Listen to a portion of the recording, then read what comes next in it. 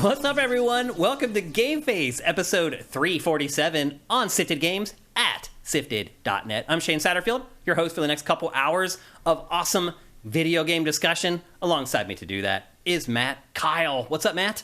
Hey. How's the week been? Pretty good. Demos. Yeah. Demos. It's been a great week of playing games, folks. I had been playing games while not E3 was going on, and because we had these big not E3 shows, I was unable to get them into the episodes. We have tons of games to talk about today. In fact, like 6 games we're going to talk about. Mm-hmm. That's the first time we've done that in, I don't know, like 8 months or something like that. Tons of games to talk about. We're going to have our not E3 awards in today's episode, although we have cut them down significantly to how we usually do them. We have, 3 categories total, something like that? Yeah. We're just going to have some tertiary fun with our not E3 awards this year because it isn't E3. And we didn't get to play a lot of stuff either, and that generally was kind of a big part of how you handled E3 awards in the past was it playable? Was it not playable? Did they play it on stage? Did they not play it on stage? Was it pre-recorded? All that discussion's kind of out the window now with the way things are done now. So we've kind of cut back our best and worst of E3, I would add, because we do have one of the awards is a Nefarious Award. So we do have a great show for you guys today. Couple things before we get going. I am feeling a lot better, Matt. I didn't even mention that to you. In the last week, I have really turned the corner. I have not had to I didn't even bring pain medicine with me, believe it or not. I took an Advil this morning. I am totally okay with just that one Advil. I've cut back probably 70% on my pain pills in the last week and a half. Yeah. So finally, things have turned the corner. I want to thank everybody who has sent me the positive vibes. This has been a nightmare. I'll be honest with you. As I said, it sucks and it sucks and it sucks. And then someday, all of a sudden, you're kind of okay. You don't feel quite as awful. Yeah. That happened for me in the last week. So again, I want to thank all you guys for sending positive vibrations, hoping for my healing. It has finally happened. I finally kind of feel like myself again. It's been a long time coming. Again, the recovery was supposed to be 1 to 2 weeks. As of right now, I am 6 weeks post-op. That's how long it took for me to kind of feel like myself. So, again, I want to thank everybody for all the support throughout all this. Thanks for your patience right after I had the surgery with not getting a show for a week and a half, all of it. I just want to thank all you guys. You guys are amazing, and I just really appreciate all the support as I've gone through this. And, again, it just feels great. You start to wonder if you're ever going to feel normal again. Mm-hmm. You start to get scared. You're like, is this me forever now? Is this what I'm going to have to deal with? And then finally, there was one day where I woke up and I'm like, I'm not running to take pain pills. Mm-hmm. And I was like, that's encouraging. And every day since then, I've started feeling a little bit better. So again, I just want to thank all you guys for all your support as I've gone through that. We should be good to go for the rest of the summer. Another thing, next week's show, we will not be live on Twitch. Matt can't do the show next week. However, I do have maybe I should I keep it secret? Keep it secret. Okay. I have a secret co-host for next week's episode. And while we're not going to be able to stream it live, the episode will be live as normal in archive form on Wednesday morning. So I'm recording the show with the secret co-host on Tuesday, just like we're doing right now. And then I'll have to build the show by hand after we finish the recording. And then we'll have it live for you guys on Wednesday morning like we have GameFace every week for you guys. So I'm not going to spoil who the special co-host is, although it's a pretty big deal, I think. Mm-hmm. I think you guys are going to be really excited when you see who it is. So anyway, again, don't forget, we will not be streaming GameFace Live next Tuesday here at twitch.tv/siftedgames. Instead, it will be a pre-recorded episode, but you'll still get the next GameFace on Wednesday morning as usual. Matt, how has your week been? Pretty good. I'm trying to think what I did. I played a lot of Assassin's Creed Valhalla. Oh, how come? Because I'm trying to finish it before... You still haven't finished it? No. Game's huge. It's huge. But it's also the way you play, right? Yeah, I do mostly everything, but I'm trying to finish that last stupid Ragnarok DLC and then do the final, last quest so I can get that 180 gig monster off my damn hard drive. Yeah. And probably never touch it again because 200 hours is enough. I have 3 games right now on my PlayStation 5 hard drive that I'm, at the end of the game. And I Star Wars Jedi Survivor. Mm-hmm. I'm literally right at the end of the game, but I got stuck on a part where I died a handful of times, and I just haven't gone back to it. And you're right, on PlayStation 5 especially, you start looking at that hard drive space. You have to start making tough choices. Mm-hmm. Final Fantasy XVI launches tonight, tomorrow. Yep. That's going to take up probably... Guess what I deleted to get room for that? Without finishing it. Star Wars Jedi? No. No? Diablo? No, that's on PC. Oh. That's one of the reasons I got it on PC. Horizon Forbidden West. No. But... Because you were close to finishing You're in the it. neighborhood. Another open world action RPG? Kinda. Yeah. Just tell me. Big God of War Ragnarok. Oh. I've sort of accepted I'm probably never going to finish that. Really? It didn't hook me. I talked about it whenever we covered it on GameFace, that it wasn't as good as the game prior. Mm-hmm.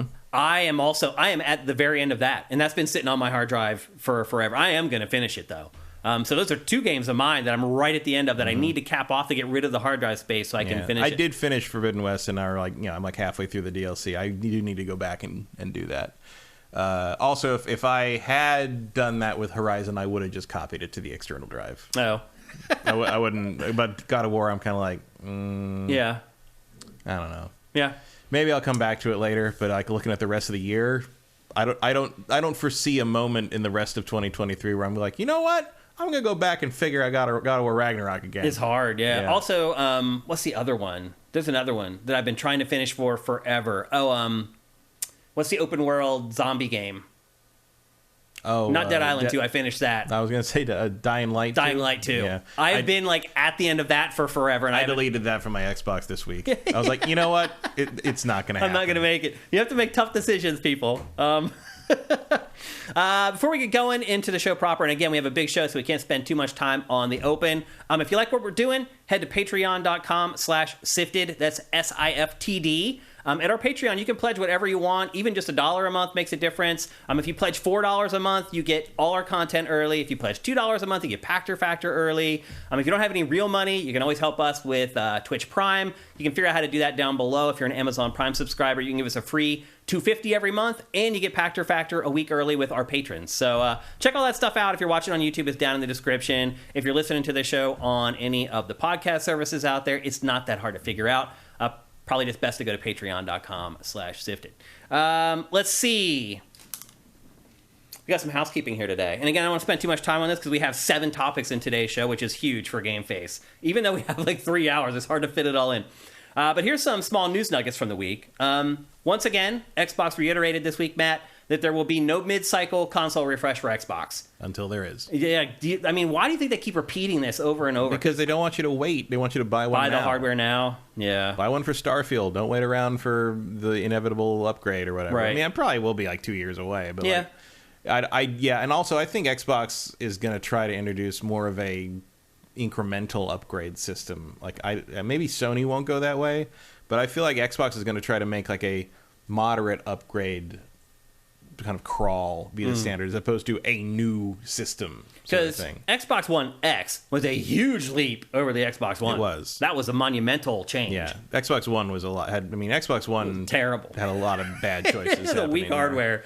Yeah. Weak hardware, slow RAM was the main thing because they needed enough RAM to hold all the set-top box crap they wanted it to do. Yeah. So they went with cheaper, slower RAM, which hindered the whole system. Gears 5 on that console still blows my mind. Oh, yeah. I don't know how they got Gears 5 Some to of the run Microsoft Game Studios guys, some of those Microsoft Game Studios teams pulled off miracles on that machine. It was really crazy. Go look at some footage for Gears 5 on the base Xbox One. It will blow your mind that machine output that. It's really crazy.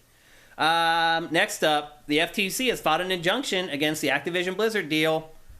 Even though every territory has basically okayed it, except for the UK and the United States.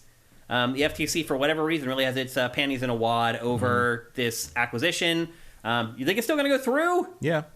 I do too. I still don't really understand what the point is anymore. I don't either. Like if you're not going to hoard the big thing to yourself, you're just buying it for Blizzard, or like what else is in there that you want? I don't understand what they're after. There is IP, obviously. There's IP, and maybe they just think there's a revenue stream from Call of Duty no matter what. It's good to have, yada yada. But there's StarCraft, there's Warcraft. But the amount of money Warcraft, they're spending on this thing, it really is outrageous. Like, if you're not getting Call of Duty exclusive, I agree with you. It's hard to understand the rationale for that price tag. I agree, but I'm sure there's revenue stream there no matter what. If it's all multi-platform or whatever. And that's probably good, but I'm curious how many years they think it'll take to recoup their cost of buying this thing, and is it worth all the negative publicity and all the legal fees they've? I mean, imagine all just the amount of money they've had to spend to fight this battle in the various, regulatory bodies and courts across the world, worldwide. Yeah. Is it worth all that? I really am wondering. I agree with you. It's starting to not make sense. The funny part was, while we were recording Pactor Factor early last week, the New York Times called Pactor in the middle of the recording, and he did an interview with the New York Times while we were recording. And the New York Times reporter because Pactor was like, it's going to go through. It's going to, and the New York Times reporter would refuse to believe it. He's like, I don't understand how you're getting that. And he's just like, I'm telling you, it's going through. Yeah. He's like, legally, there's no reason to stop it. There's nothing there to stop it. Yeah. None. I mean, you can examine it as many times as you want, but it's not changed. The duck is the duck. It's bizarre. So anyway, another bump in the road for that. We got some information this week from Respawn. Respawn said that Titanfall 3 was actually a thing. Yeah. That they had worked on it for at least 10 months, and then they bailed on it to work on Apex Legends. I mean, it's hard to... It's smart, really, in the end. But yeah, I mean, it's hard to say that it's a bad idea. Yeah. Yeah. Because Apex is blown up. Titanfall 2 was kind of a flop, despite being one of the best... Oh, it was a huge flop. One of the best, campaigns ever. Yeah. That's one of the best first-person shooter campaigns ever. Yeah. And I like Titanfall a lot. I like how it feels. It's one of the few games of multiplayer where I actually play for any real... I mean, Apex Legends, too. Apex Legends feels good to play. Yeah. Respawn knows how to make a game that feels good to play. It's a shame, but, think we're ever getting Titanfall 3? Maybe eventually, when they feel the need to somebody feels generous enough to sort of give it another shot. I don't think we ever will. I mean, the Titanfall universe still exists. I think you'd probably call it something other than Titanfall 3. Yeah, probably something other than Titanfall. You think? Yeah, change the IP altogether. Yeah, like Apex Legends. Hell, make it a campaign. Apex call Legends. It Apex Legends campaign Titanfall or something. It's funny, though. There's your winner now. Simple stuff like that, though, works. Yeah. You can fool people into buying stuff maybe they didn't think that they wanted to buy. We tricked you into buying a really good thing. Seriously. If you guys haven't played the Titanfall 2, go play it. Yeah, the campaign go get is it for $3 or something. Yeah, you can get it so cheap now, there's no excuse to not play it. Although I will say this, Matt, ahead of the game and a couple of things that are now very popular ideas in TV and film. Yeah. I will say this, though. I don't know. Forget it. I don't think Titanfall 3 is ever happening, though. I think some form of it might happen. Yeah. I don't think whatever it would be, I don't think it would be called Titanfall 3. Yeah. But I could see them doing a single player campaign game at some point that is kind of maybe what Titanfall 3 might have been at some point, but they'll just call it something else. Yeah. You can't, that 3 on the end of it is really your killer. Yeah. Because I was oh, I haven't played the other two. It was just make it something on its own, because there's no reason this concept and this gameplay can't be a hit if you call it something else that's maybe a little more descriptive. Yeah. And Titanfall is a cool name, but it doesn't tell you anything. Yeah. So I think capitalizing on Apex Legends' success is probably worthwhile. I think there's something there. This universe is interesting, and it tracks. Also, maybe you'll have more success if your shareholders aren't counting on it to be the next Call of Duty, it's just going to be a game. Yeah, it's totally possible. Expectations are key. They are. They make a big difference for sure, especially with EA. Yeah. Another smaller story from this week: Xbox announced that, while it is not going to pull off the team that's been working on Halo, it is going to bring in outside minds and influences to impact the future of Halo development. Is that a good idea, Matt? Better than what they've been doing, I guess. Yeah. I mean, I guess my first question there is, do these new people get what Halo is? But let's be honest, people don't, it doesn't seem like the people who've been working on it really get it either. I mean, I am in the camp that Halo's done. Yeah. It kind of feels like not it's everything over. has to last forever. Yeah. Let it go and bring it back 10 years from now when people are want it back or have. I don't know though. The people, will there be nostalgia for the old Halos? Because I feel like the people that would be nostalgic for the good Halo era are already 40. Yeah. And there would probably not be a ton of nostalgia for this era of Halo in 10 to 15 years. But you never know. I don't know. I think Halo had its moment, and that moment has passed. It was a big moment. Absolutely. It changed games. Yeah. Changed how we play games on consoles forever. Yeah, absolutely. but that doesn't mean it's going to be there. It's going to work forever. Yeah. You know? Like it's a weird comparison maybe, but it reminds me of how Hasbro keeps trying to bring G.I. Joe back. And it's just like, yes, G.I. Joe was the number one toy in 1982 or whatever. It was like, the Real American Hero thing was a big deal in the 80s. Not anymore. Yeah. Like, that's not a play pattern or a setting or an idea that is of interest to modern people. Yeah, it's not. So, and Halo appears to have fallen into that camp. Halo kind of has some of that there, yeah. We love it, but the young folks don't. I mean, I don't love it.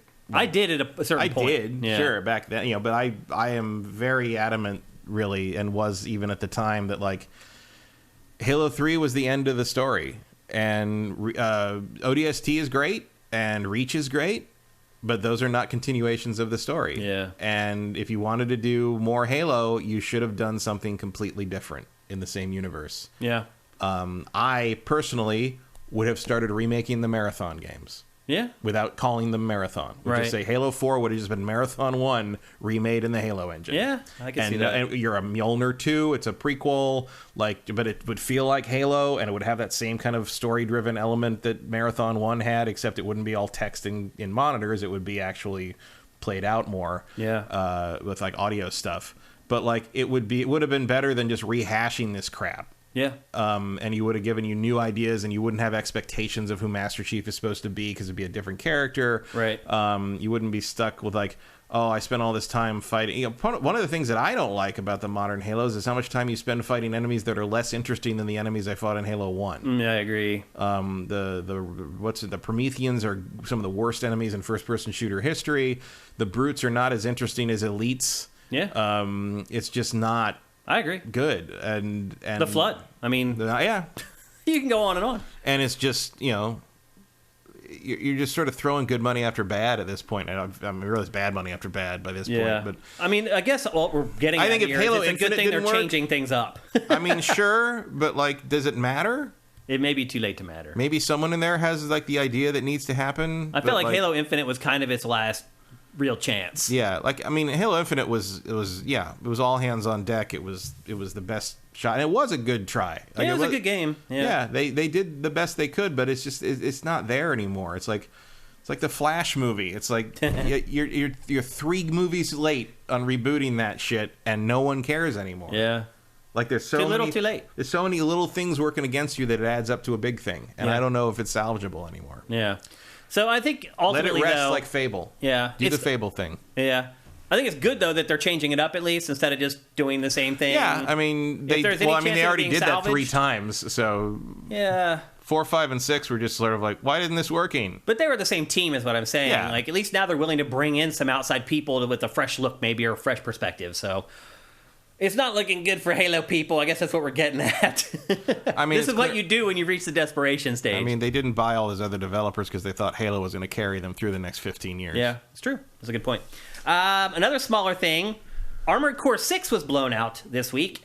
We got to see the first raw gameplay from Software. For those of you who don't know, this is the next game from Software, the studio behind Dark Souls and Elden Ring and all that kind of stuff. And I think the overarching opinion, because also the press got to play it a little bit at Summer Game Fest, it appears the overarching opinion is that Armored Core 6 is a lot more like Dark Souls and Elden Ring than people maybe thought it was. Mm-hmm. And I think for From Software fans, that's the exact dog whistle that they wanted to hear. So I think all the information coming out of From Software over the last week about this game made the From Software fans very, very happy. Which I saw that in the footage originally. Yeah. I was like, oh, you can see the Dark Souls you can see in here. Yep. There's more blocking. There's Yep. more close combat. There was always the laser sword, but right. It was just one attack. It was just like one quick, oh, this guy's too close, hit the thing. Like, there's a lot more happening there. There's a more defensive game being played here than ever before in Armored Core. Really, your only defensive options used to be dodge and a couple of, like, minor countermeasure add-ons that were usually not worth like the chaff, space they right? took. Wasn't chaff one of them? Chaff, and there were laser, anti-missile laser defenses, and there was like ECM jammers, but they often were not worth the weight or the for your item loadout slot that they use. It was better to just have more weapons. Yeah, basically. yeah. I have a feeling that might change for this one, though. Yeah, I think there'll be a little more nuance and maybe a little more balance, hopefully, because there was always a best build Yeah. And I'm sure there will be a best build. But, you notice in the Dark Souls games and up through Elden Ring, there is no best Elden Ring build. No, There's a best build for you. Many ways to based skin on the how cat. you want to play. Yeah. But that's why people love their games, I think. More and more, like, outside of some of those, like, crazy Great Moonsword builds, like, From has gotten much better about making, the way you want to play more viable. Yep. And one of the biggest problems that these games have always had is that was not true of the old Armored Cores. There was a correct way to build your mech. Yeah. And they are leaning into this a little bit more. Like, you are going to have to build the mech to the specifications of each mission to some degree, but it really looks like they have taken all the lessons of Dark Souls and are applying it to Armored Core to make it, frankly, more playable than the old ones used to be. The old ones they vary in difficulty, but for the most part, like, you better be ready for some of those old games. They're here to kill you. Also, it appears coming out this year, my 10th pick in our fantasy draft looks like it may pay off. Yeah. They announced it again, coming out before the end of 2023. So, do we not have a day on this yet? I thought maybe there was. I just have forgotten it, and I didn't write it down. I thought it was October, but I might be imagining or that. August, maybe. August. I remember hearing August. I can't remember. They may have announced a date, but for me personally, the good news is I thought they said August 30th or something. I thought there was a day. Maybe. I have a day in my head, but I might be making that up. But it's shaping up. It looks like it's going to be a typical From Software game, which should make a lot of their fans happy. Another smaller story. Matt, you and I have talked on this show many times about Embracer Group and how it just kept buying studios and it kept announcing games. And we were like, where is the money coming from? Well, as it turns out, the money was coming from working deals and getting loans with financial institutions and in the hopes of getting themselves sold. Right. And now nobody wants them. Embracer Group needed a $2 billion deal to go through, and that deal fell through. And they are in deep, deep crap. Because they are not worth $2 billion. I mean, they're not even worth that close. No. And they have like 250 games in development or something insane. So all these games are going to be canceled. Tons of studios are going to be closing in the very near future. Basically, tons of jobs gone. Yep. Everything that we said about Embracer would Embracer not have been Group, gone if Embracer hadn't bought them. Right. Everything we've been saying about Embracer Group all this time, like what's going on? This doesn't make any sense. We were right. Yeah. Like it didn't make sense. The question to always ask about modern disruptive nonsense in the tech sectors, and this applies to streaming stuff. This applies to everything. What's the revenue model? Yeah. Where is the money going to come from when the investor capital runs out? And the answer all too often is we don't know. We don't know. We'll figure that out as we go. That never works out. I mean, when you think about it, its biggest release is Saints Row. Yeah. Which tanked both critically and financially. Yeah, deservedly so. And deservedly so. And so if you're thinking, like, these are the type of games that Embracer is going to somehow build a business off of, that's a bad business. Yeah. But we said this all along, and some other financial institution they are trying to get to loan them money also figured it out. And who knows what's going to happen with Embracer now? I really don't know. It'll be interesting to see. Obviously, they're going to be much smaller than they were before, and they're going to have to call a lot of the projects. Maybe they can find something if they just focus on a handful of things. I don't know. But the Embracer that we've known for the last 3 or 4 years probably isn't going to exist anymore. So just something to keep in mind as we go forward. Adjust your daily schedules as needed. Yeah. And then PricewaterhouseCoopers released some interesting data this week. It's stated that traditional gaming makes up, meaning console gaming, makes up just 28% of the total gaming market. Mm-hmm. And 70+% is all casual and mobile games. Mm-hmm. That to me was like, whoa. That sounds about right. 28%. Like what we love makes up less than 30% of the gaming industry, revenue-wise. That's crazy. Yeah, well, there's a reason they all try to stick microtransactions in these things. Yeah, because it's always happening in mobile. They're making huge money. Yeah. It's pretty crazy that free-to-play games have way better to become 70% of the way market. better to own Candy Crush than Call of Duty. Yeah, it is. Well, they own both. Right. Activision Blizzard does. So maybe that's why they wanted to buy it so bad. That's probably not wrong. Because Activision Blizzard has struggled with mobile. It has not done well. So, maybe that's an angle that they've been taking. Xbox also doesn't really have any mobile success. So they're like, we can buy and get that. I mean, that was Activision Blizzard's idea with buying King. And now that probably is Xbox's idea with buying Activision Blizzard now that it owns King. So Kind of. EA is also leaning pretty hard on owning PopCap. Also, EA's FIFA game, the mobile FIFA game, made $100 million last quarter. Yeah. It's really and crazy. how much did that cost to make? Like, nothing. Nothing. It's just all... How much does FIFA cost to make? Like... There you go. 40-50 million a year, probably. Yeah. It's crazy. How much does God of War cost to make? Like 200 million? Yeah. Are we going away, Matt? Are we I think... Are we going to be eliminated? No, the prestige stuff is still going to be there, but there's going to be fewer of them. Yeah, there already are so many fewer. They're going to be safer bets, but also, like, those big bets are paid for by the safe mobile casual shit. Yeah. And you can not play it as much as you want, but that's what keeps this industry afloat now. You do wonder, though, if there comes a point where the publishers are like, why are we even bother throwing people like Matt and Shane a bone? Like... Well, because that's still 30% of your revenue. Yeah. That's not nothing. Yeah, I think that's going to keep shrinking. You know what? Don't you? You know what's 30% of Disney's revenue? Movies. And TV. Yeah, that's what I figured. You think they're going to stop making movies? Yeah, probably not. Yeah. Still matters. Yeah, I just foresee it continuing to shrink. And as time goes on, if it gets down to where it's like 18%, I don't think it's going to continue to shrink because the console market continues to grow. Yeah. This is not a function of console gaming not being popular. It's a function of just how much money you can make with that bullshit microtransaction model. Because everybody has a phone. Yeah, everybody has a phone, and a whole bunch of people have impulse control problems. Yeah. That's it. That's it. This is not about like mobile gaming being more popular. It's about mobile gaming being more lucrative. Yep.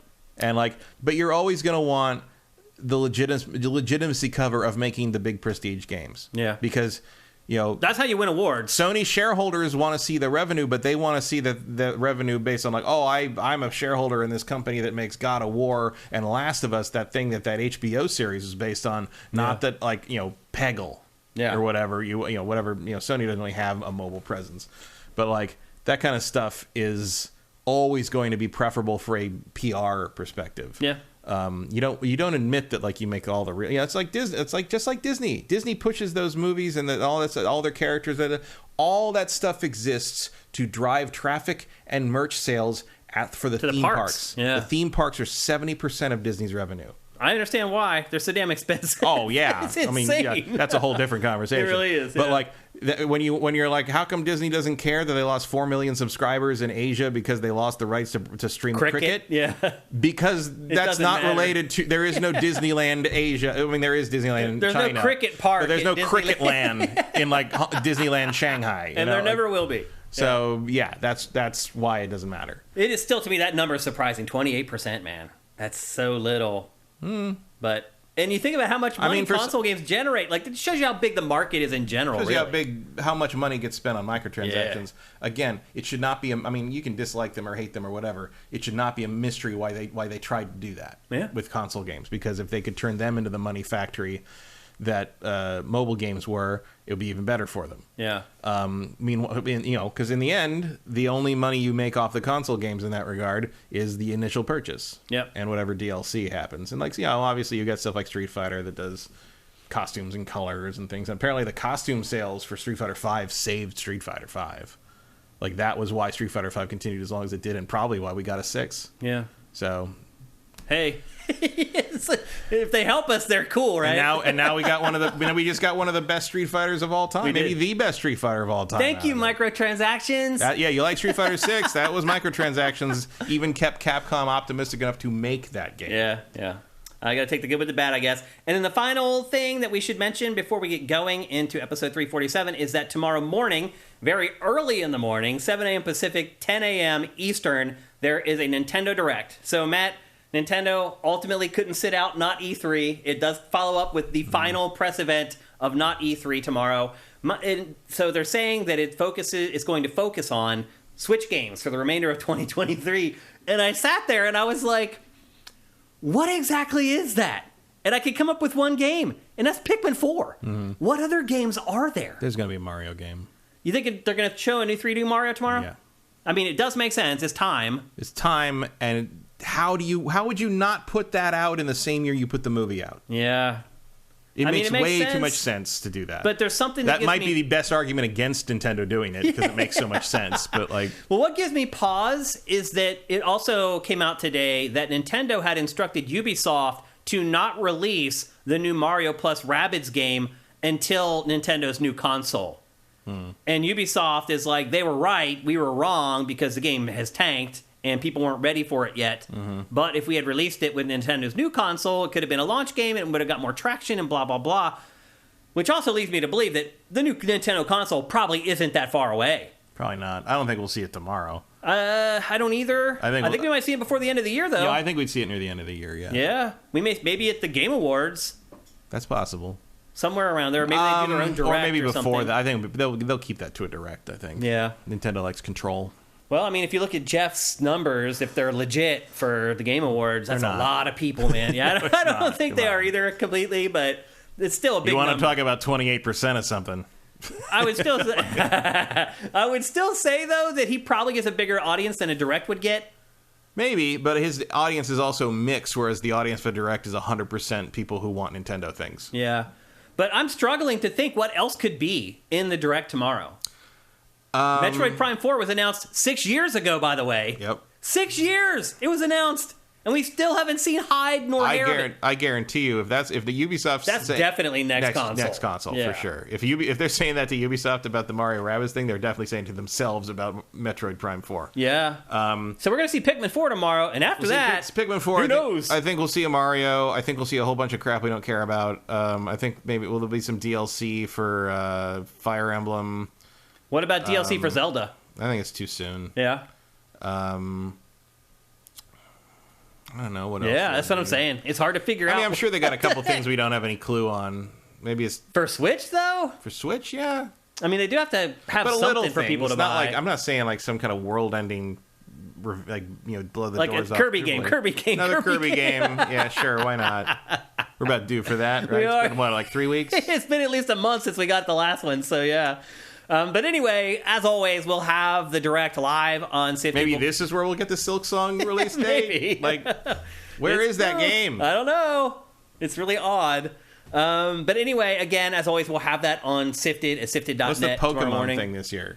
Is there a Pokemon thing? Is it a Pokemon thing every year, right? Yeah, typically. So maybe they announce something along the Pokemon lines or something. Yeah, I don't know. Let's go. Because also I could see where you wouldn't really hold that for whatever the next console is. So, like a Let's Go Gold Silver remake thing or something. Like my guess is this is why Nintendo DLC for what's the last one? Yeah, that could be. My guess is that Nintendo intentionally separated itself a little bit from not E3 because it probably doesn't have a whole lot to show. So it may have it, but it may not want to show it until it's ready to talk about. Nintendo's got an ego. Yeah. So they're like, oh, we don't need to do this with all these other people. We're just going to do... We'll be over here making a sandwich kind of thing, In Starfield. Yeah.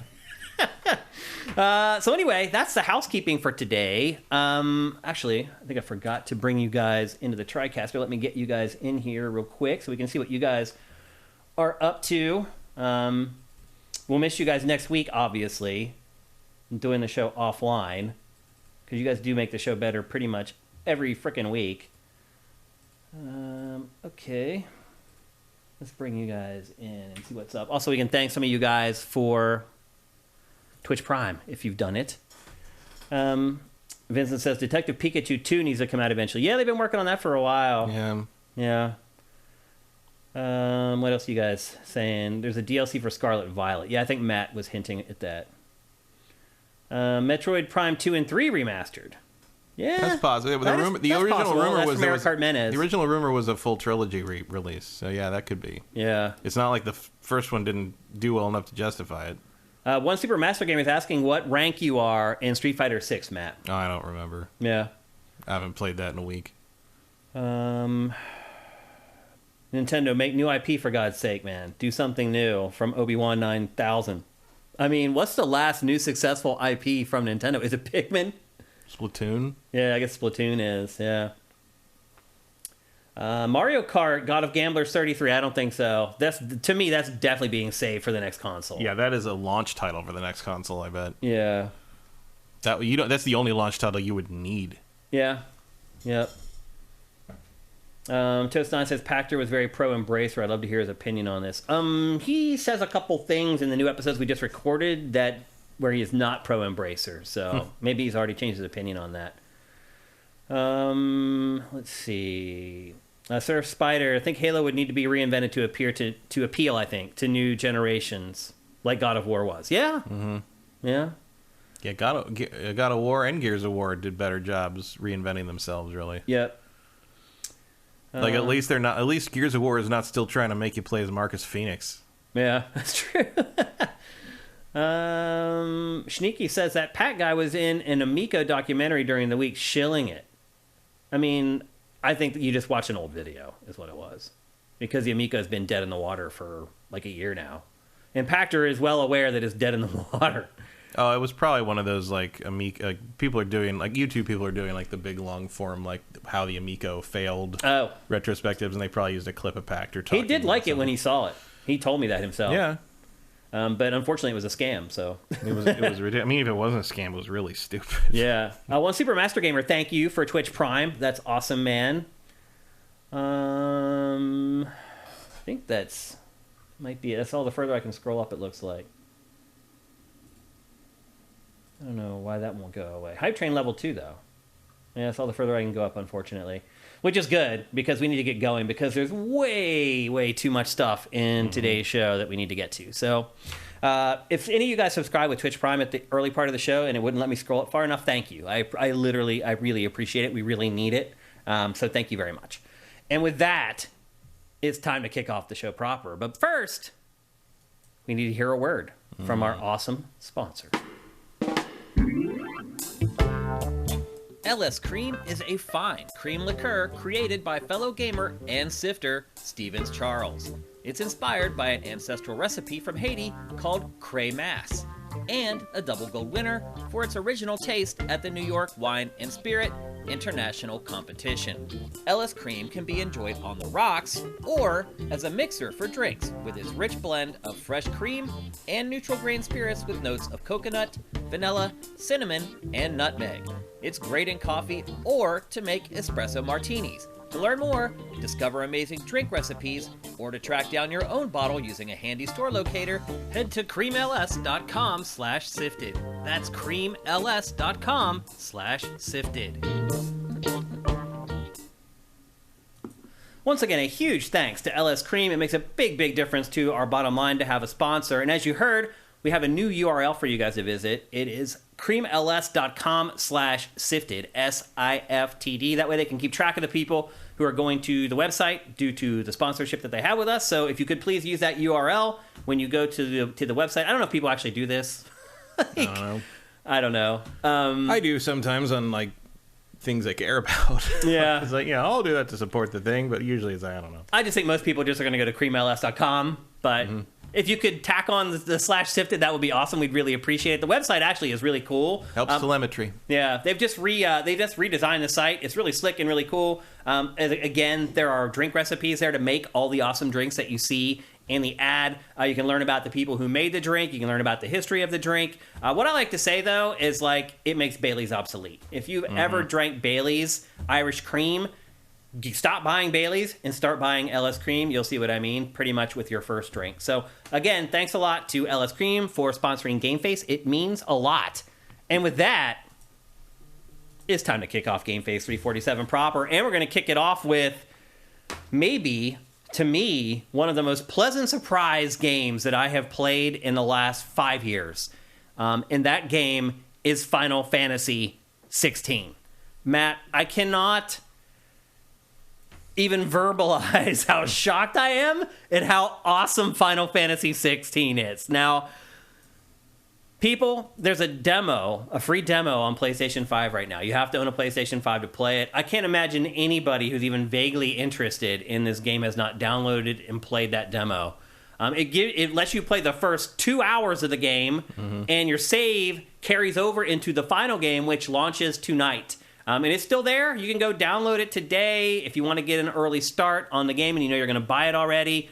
As you can see by the lower third there, it is like Final Fantasy Game of Thrones. And I'll say this, if there's one IP that I'm totally okay with any RPG emulating, it's Game of Thrones. And they frickin' nail it, Matt. Everything about Game of Thrones you will find in Final Fantasy XVI. First of all, nothing and no one is sacred. That was the one thing about this demo that struck me to be most like Game of Thrones, is that characters that they do a great job of making you care about may not be around all that long. And that was the one thing that Game of Thrones would do. You'd fall in love with a character on the show, and you could rarely see it coming. The death or whatever horrible thing would happen to them. It was the show never really telegraphed what was coming. I felt like that with this. Now, you said, we were talking before we went live, you were saying that you did see some of the stuff coming. I did not. I knew they were all going to die. Really? Yeah, that was because it was a flashback. It's like, yeah. But how did you know who was going to be and not be in the present? Because, like, he's alone, and he's the lone protagonist, and he's got to learn how to trust people again, and like he's got this little thing, and like he's completely his station in life is completely reversed, because in the modern day stuff they're ordering him around and yelling "Wyvern, get over here" and stuff, and then you flash back to 10 years earlier, and he's a fucking prince that everybody's bowing to. Yeah. So clearly something happened that reversed all that, and the most standard narrative way to do that is to kill off everyone who considers him a prince. And so that is exactly what, and like, the Game of Thrones influence is obvious enough that it's like, yeah, they're going to kill all these people. I mean, when his father walks on screen, you're like, and played by Sean Bean will be whatever that guy's name was, the Archduke, whatever. It's just real. I mean, there's a little twist here and there, but you can see they used Game of Thrones, that first episode as a starting point for a lot of it. Right down to the creepy blonde lady. Yep. And the big guy who's like bigger than everybody else. They do him really well. Like, yeah, I mean, they have the mountain. I do like that. Like one of the nice world building things is how everybody uses the magic stuff as a very casual, everyday, like as a practical. That's how they light part cigarettes. Of their life. It's how they light candles. It's how they like pour water into a glass. Like it's like, yeah, that's how you'd use that stuff. Like, there's their take on the mountain, and and it also makes a lot of sense in that if you read the backstory stuff that you hold the touchpad for, it talks about how the mother crystals there's like 5 big crystals in the world, and they provide all the basically life and magic to the world, and so that's what everybody fights over, where the nations grow up around them. And this little way of showing how, like, if someone needs more water in their glass, some servant comes over and magics water into the glass. If they need to fill the well up, some slave, the guy standing ordering the people around filling the well with the crystal magic is named Slave Master. So that's going to be an issue later on. But it's like, it does a really good job of showing magic is essential to their survival of this civilization. Yeah, it's just a practical thing. It makes exact sense. You're like, oh, no wonder they're all fighting over this shit. Yeah. So like this huge battle here makes sense. Goes like, oh my god, what are they fighting over? The destiny of the world? No, they're fighting over resource. They're fighting over the ability to magically create water in this basically like barren wasteland of a world. And like it's a very subtle. They don't tell you that. They just show you. It's. I cannot believe this came out of Square Enix. Like, this is great writing. Yo, guys, this game is incredible. It really is good. Freaking incredible. They remembered that chocobos are 9-foot dinosaurs that would be terrifying to see riding at you. Yeah. There's a couple of shots here.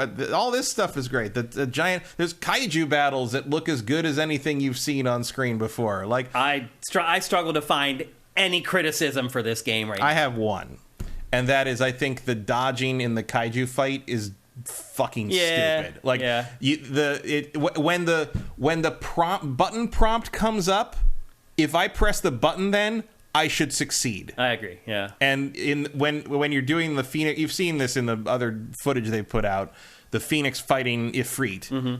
You're playing as the Phoenix. Yeah. And when the R1 dodge prompt comes up, if you press it as soon as it comes up and don't wait until the Ifrit's actually launching at you, it misses you the get dodge. hit. Yeah. And look, you get a spell that basically resurrects you, so it doesn't matter. Yeah. But I was irritated by that, and I hope that isn't how it works, because the dodging in the ground combat is fucking pristine. Yeah. I mean, we should mention too that fight that we're talking about is this like almost Panzer Dragoon style like flying fight. It's kind of its diversion. It's not you've seen it in all the trailers. They've shown it a bunch. Even like this, so you're introducing the Archduke here, but you're also introducing this is what chocobos are in this world, and they're terrifying. They are, like they're giant terror birds. Also, the puppy is great. Yeah, they do a great job. I mean, that's obviously obviously that's your dog when you're grown up 10 years in the main game. 15 years later? Is it 10 or 15? I want to say it was 10. Okay. Maybe it was 13. It was a weird, I can't remember. 10 would make more sense if it's a dog, because most dogs don't live to 15. Yeah, maybe it was 8 years. I can't remember how long ago it was. He's 15 in the flashback, and he looks more like 22 to 25 in the main game. People, this is the best 3D Final Fantasy. If it can maintain this quality, it's not even close. Yeah. If it maintains this is the best Final Fantasy since 6, bar none, and it might be the best Final Fantasy. Ever. Like, it's a candidate. This is also another candidate for Game of the Year. This is Game of the Year candidate. I am saying a Final Fantasy game is a Game of the Year candidate just off this demo. We are saying. Yeah. Neither one of us are huge Final Fantasy fans. Right. Let's just be honest. But I am a dyed-in-the-wool modern Final Fantasy You're hater. a little more extreme than I am. Yes. But I have said I like this team. I like what this team does, the Ivalice team. I mean, I know they're like, what, General Business Unit 3 or whatever. Come up with real names for your development team, Square. Come on. Yeah. But like, it's funny how they have a logo for it and everything. Right. It comes up at the beginning. It's like, it's GBU 3. Yeah. You're like, General Business. Oh, my favorite business unit. I found that funny. Yeah. No, it's really good. My one real concern from the early demos and stuff was that the damage sponge enemies, not a problem. No, like even basic combos take these things down pretty easily, and you can switch from enemy to enemy easily. You can hit multiple enemies with wide swings. You can do different combos and switch in the middle. The combat works really, really well. I saw the combat director, who has worked on every Devil May Cry, said this is his masterpiece, and you can feel it. Yes, like there are. This is, I mean, if you hate Devil May Cry, maybe that's not a good news thing. But like, no, this feels really good. This is up there with any great action RPG real-time combat. Yeah, like it's great. Again, I struggle to find. I'm completely sucked into the world, the characters, the story. If Final Fantasy VII Remake had played like this, I would not have cared about any of the story weirdness. Me too. I would have just fought through it. This game is fun to play. It is fun to play, and it keeps layering stuff on. I keep getting better. It's like you said.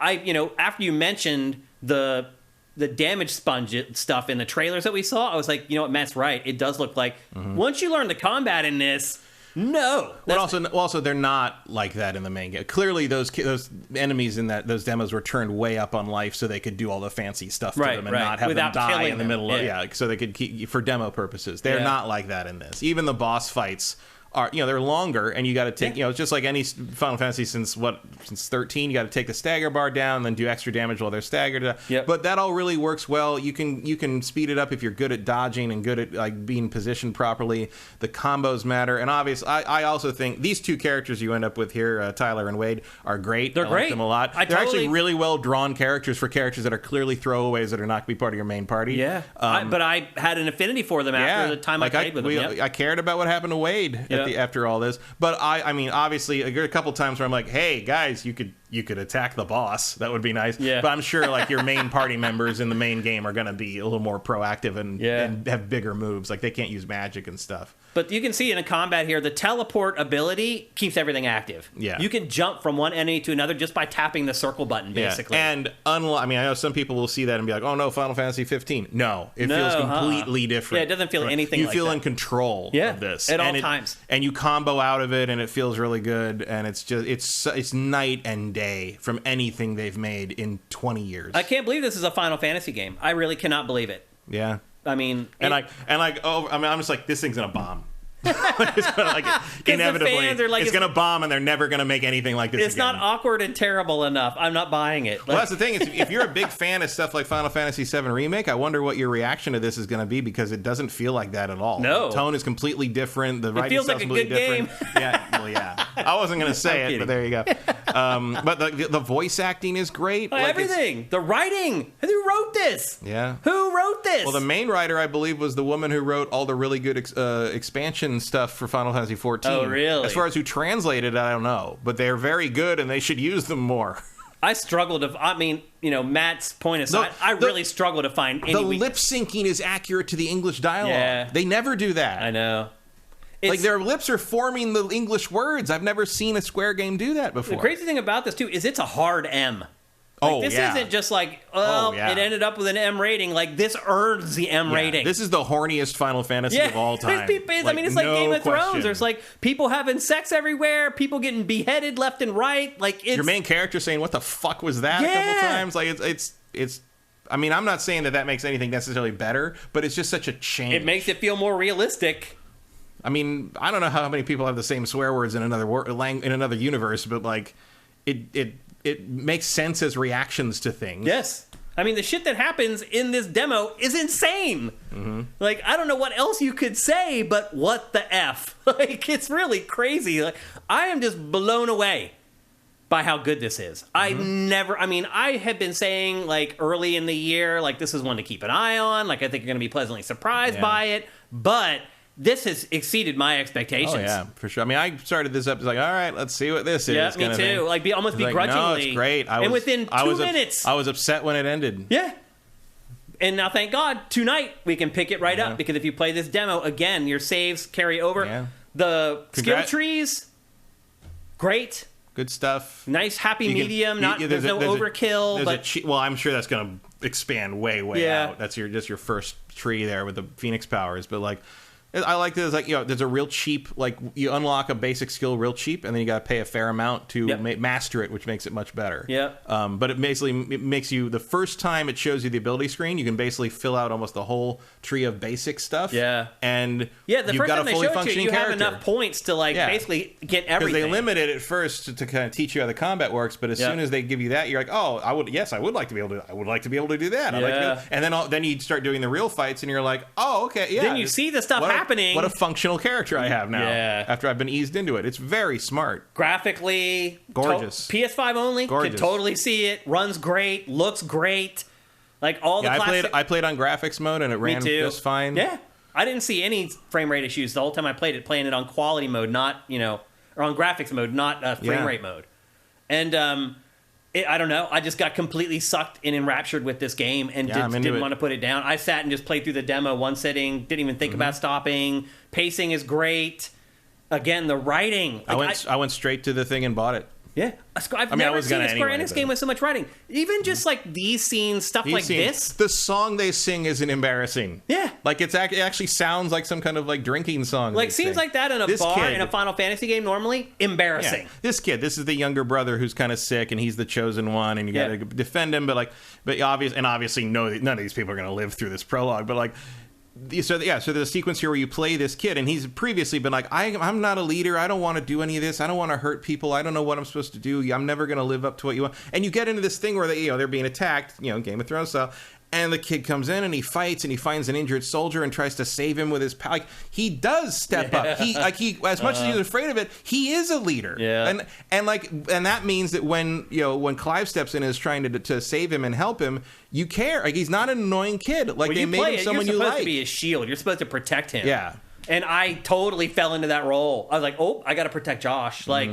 It's awesome. Like, I don't know how many... It's really well done. Yeah. I mean, we're going to obviously talk about this game as we play through the whole thing again here in the not-too-distant future. Like, I don't know why the team that split off after 6 and did all the Ivalice stuff and the online games is so much better at basic storytelling than the team that was handed the main franchise for so long. But you should reverse that and never let Nomura touch these games again. Well, yeah, this is how this whole game plays. Final Fantasy that wasn't made for 12-year-olds. Yeah. I mean, that's really how I feel. This feels like the first game. Yeah, this doesn't feel like the afternoon anime, like shonen manga thing. This feels like the first game that was made for people who have been Final Fantasy fans since the 2D days. Yeah. I love it. I can't wait to start playing more of it when I get back from the show today. In terms of Square stuff, what it reminded me the most of is Vagrant Story. Remember that? Yeah, remember that I can one? see that. Near the end of the PS1? Yeah. Like, it just had that different... Same team. Yeah. Really? That's Ivalice. That's the same... Wow. Like, it just had that different flavor. It felt like someone had been reading, It felt like someone had been reading, George R. R. Martin, and not like that was too early for them. But it felt like someone had been reading more adult-oriented fantasy and not just like the Dragonlance books. Yeah. Final Fantasy finally grew up, Matt. It took way too long. For one. And like it all integrates the Final Fantasy stuff. Where like this guy shows up, he's a dragoon, and as soon as you see him up on top of the steeple, and he's in that fucking Cecil pose, and you're like, oh shit, it's a dragoon. Like it's like that's the other thing too is like it all works. Yeah, and I mean there are so many nods for fans in here as well. Like I'm sure you're watching this now. You're like, it just looks like generic fantasy game. It's not. Like, as you play, there's all these little nuggets. Little touches. Yeah. Even, like, the little magic cast. Like, they cast it through crystals. Yep. Like the guy holds his hand over the water cup, and a little crystal comes into his hand, and it pours water out of it. And you're like, it's... They found a great way to use the summons that makes sense and it's functional and it's oh my not God, just this sideshow. This whole scene is Godzilla versus Mothra. Like actually, when you first start, the first thing that happens is it shows this fight in a little cutscene dream that he's having, and some of it is shot for shot the fight between Gandalf and the Balrog in Lord of the Rings, like straight down to scraping against the wall and then falling into the giant cavern below the mountain. Like it definitely borrows from. Oh, it borrows tons of stuff, but it does the make good stuff. It makes it its own as a Final Fantasy thing, and like you recognize it repeatedly. Yeah, I'm very impressed by it. Yeah, I don't know how many more awesome things I can say about this game, like having only played the demo. But all I know is I cannot wait to play the full thing beginning tonight. In fact, review code should be in my inbox any moment now. So I'm very, very excited to play more of this. Wow. So Andy T. Monahan says the guy who voiced Clive lost his father during development, and he was putting that into his performance in this. Which... Yeah, that adds a layer. There's an honesty in some of his stuff in that. I mean, when he gets really mad at the end, like I buy that. Yeah, there's some really uncomfortable scenes in this. There are, man. Game. I couldn't believe I was playing a Final Fantasy game. In a good way, like in a great way. In a great way. That's the kind of uncomfortable I want when I play games in 2023. It's just I just can't understand how Square Enix went from Final Fantasy 15 to this. I mean, one thing I will say, like looking at some of the responses, there are people who have played like the Shadowbringers and the DLC that I never got around to on Final Fantasy XIV that are not surprised by this at all. Oh, interesting. That are like, this is what you've missed. Wow. If you didn't play that stuff. It's crazy. It's so good, people. Like, it's coming out tonight. Like, I have no reservations with telling you to buy this game tonight or right now or whenever. Yeah, this is one of the best demos I've ever played. Ever played. Like, it's just... Again, I couldn't believe the stuff that happened in it. Like, I didn't see any of it coming, honestly. Like, I thought, did, but I don't care because it's well done. Yeah, I thought some of those characters were going to be there till the final frame. You don't have to surprise me to make me like your story. Yeah. Like, plot surprises are not the point. Spoilers do not ruin a good story because a good story is its own story. Yeah. Like, that's two different things. Yeah. Even in the demo, you get to fight as Torgal a little bit, which is your dog sidekick. I thought he worked great. I was wondering if I would be, if I would miss the fact that I couldn't control my party members. Torgal's enough. Like, I don't need the other two guys. I also found the AI for your companions that you can't control yourself to be adequate, not great. You can't allow your party members to just go slay everything for you. So they're not going to, like, kill a boss for you, so to speak. They're going to chip them a little bit. But I think it's more the aesthetics of having them along and the camaraderie that this game creates with those characters.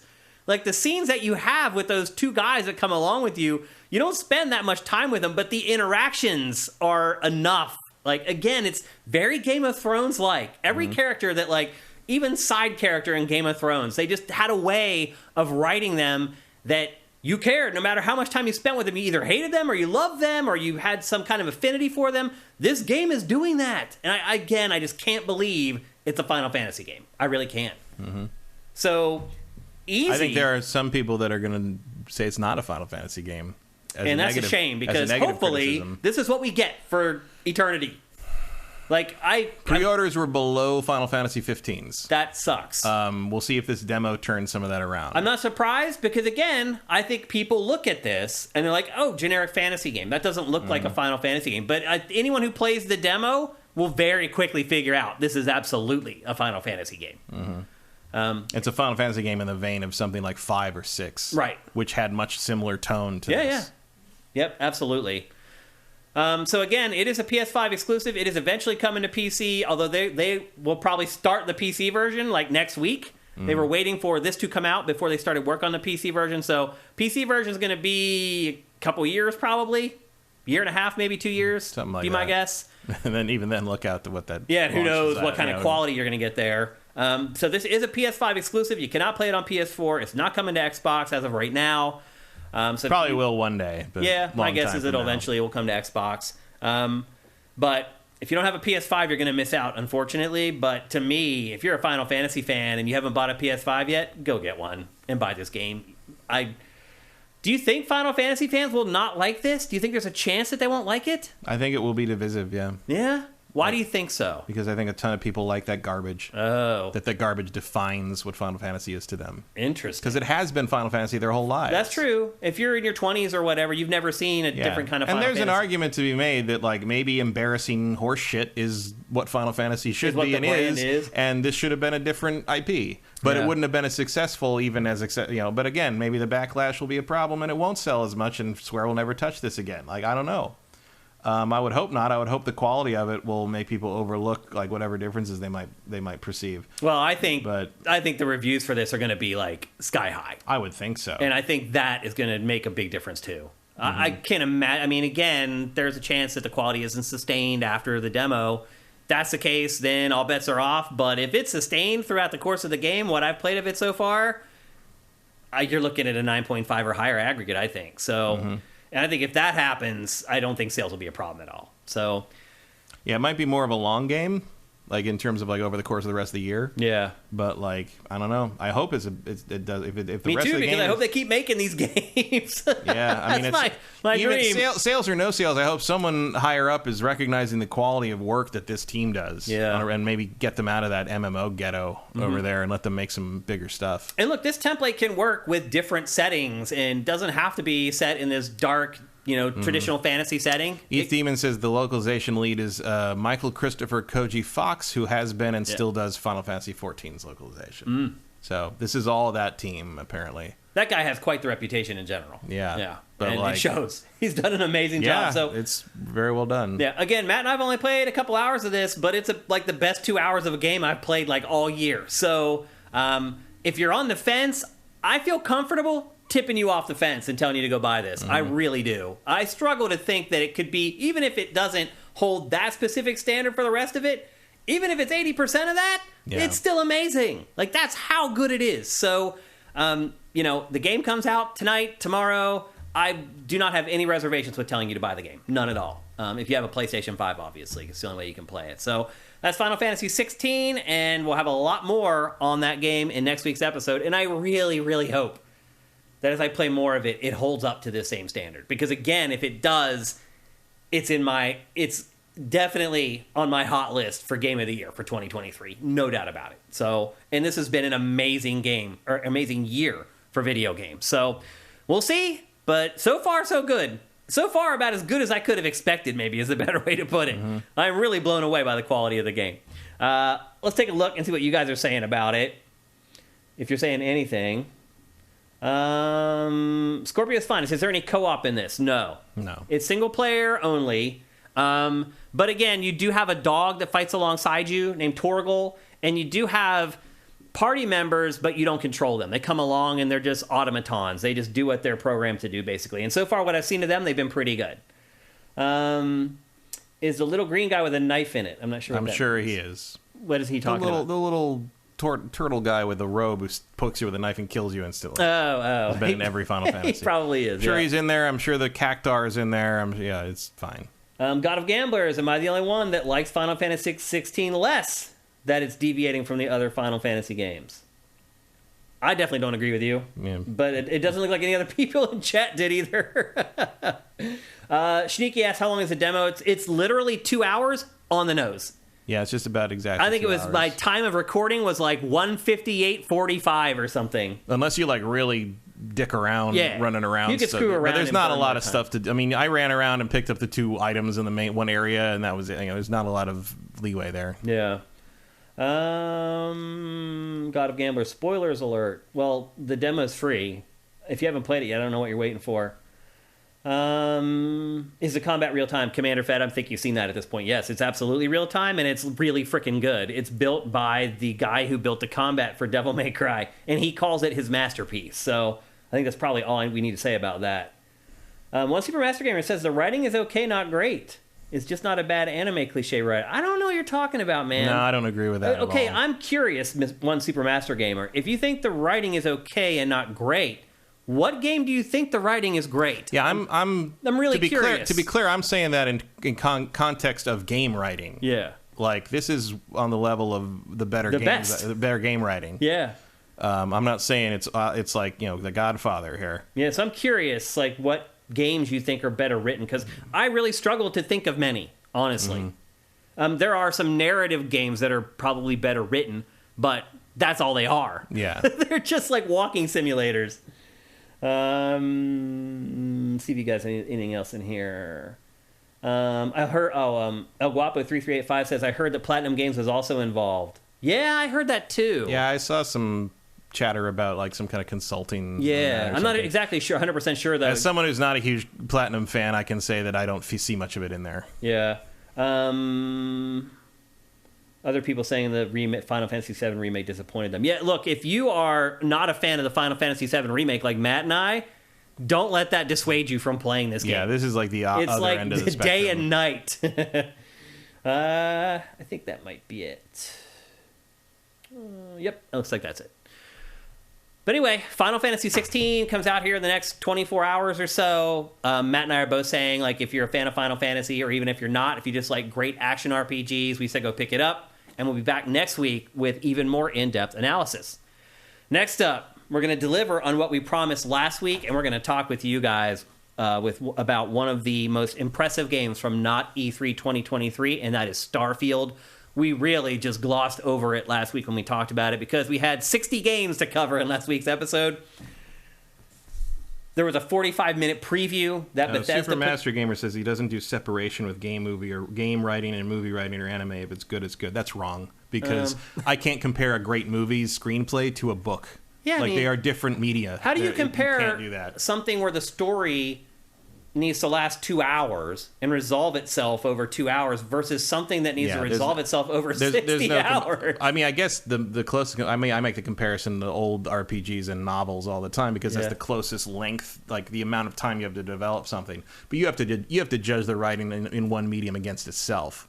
Like, but ultimately, he didn't come up with a game that had writing that was better. No, although someone else said Last of Us 2, which I'm like, yeah, that's up there. They're in the same class. Yeah, same league for sure. Yep. So that's what we're talking about, though. I mean, when I say that about Last of Us 2, I'm talking about the whole game because I've played the whole game. Yeah. I'm just saying Final Fantasy 16 looks like it's going to be in that class. Yeah. Again, and people like ETH Demon who have played the Final Fantasy 14 stuff by the same people are saying that is a reasonable expectation. To trust that to think that it will perpetuate, maintain that. Okay. All right, well, let's move on. We're going to talk about Starfield. Bethesda and Xbox put out a 45-minute preview of Starfield. And last week, there's no way we could have gone through all the nuts and bolts of what they showed because it's just insane how much they showed of Starfield when we had to talk about 59 other games in our show. So as we promised last week, we returned this week to go on a deep dive for Starfield. And the first thing I will say is I went through the Starfield footage that they put out, and it was 45 minutes. And of that, there is 17 minutes and 30 seconds of gameplay. So way more than half of that direct were just people at Bethesda talking about the game. There actually wasn't anywhere near as much gameplay in it as I thought. Now, I did chop out some of the boring footage where they would just show, like, here's how you build your base or whatever. But generally, there was about 18 minutes of legitimate gameplay from Starfield in that direct.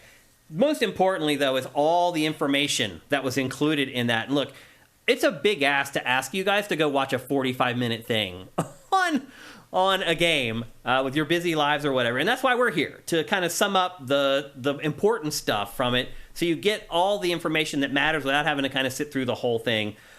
First of all, the game is set in an area that extends outward from our solar system for about 50 light years, and it's called the Settled Systems. Mm-hmm. But there is Earth, right? Like there is, like the Milky Way exists in this universe and all that. You're in the Milky Way. Oh, you are in the Milky Way still? That's our galaxy, yeah. Oh, I thought this was in another galaxy called the Settled Systems, though. No, that's a section of the galaxy. Oh, okay, gotcha. Kind of like Andromeda. Sol is, Andromeda is another galaxy. Oh, it is another galaxy. Yeah, that's our closest galaxy. Okay, gotcha. The Milky Way is our galaxy. This takes place 50 light years from Sol. Sol is our solar system. So you can, they showed you landing on Mars. Oh, they did? Yeah. Oh, that's right. There's mining on Mars. Yeah. That's right. I remember seeing that scene. You're right. It's set around the year 2310, so a little bit of... optimistic, but okay. Yeah, exactly. You think we're gonna last that long? I think we'll last that long. I don't know if we're gonna be doing this by then. Yeah. Clearly, I mean, you said in 2310. Clearly, we've been out there a while. Yeah. We'll see. There's an intergalactic war going on between the United Colonies and the Freestar Collective. And then you join a group called Constellation that's kind of seen as like a mythical, like some people don't even believe it really exists. Yeah, it's like a secret society kind of thing. Secret society of like strangely Victorian, like Jules Verne explorer people. Like that drawing room you have that meeting in is so like I love that stuff. I love that whole like I want to go on an adventure that starts with us having a meeting in a mahogany paneled drawing room with big crinkly maps. It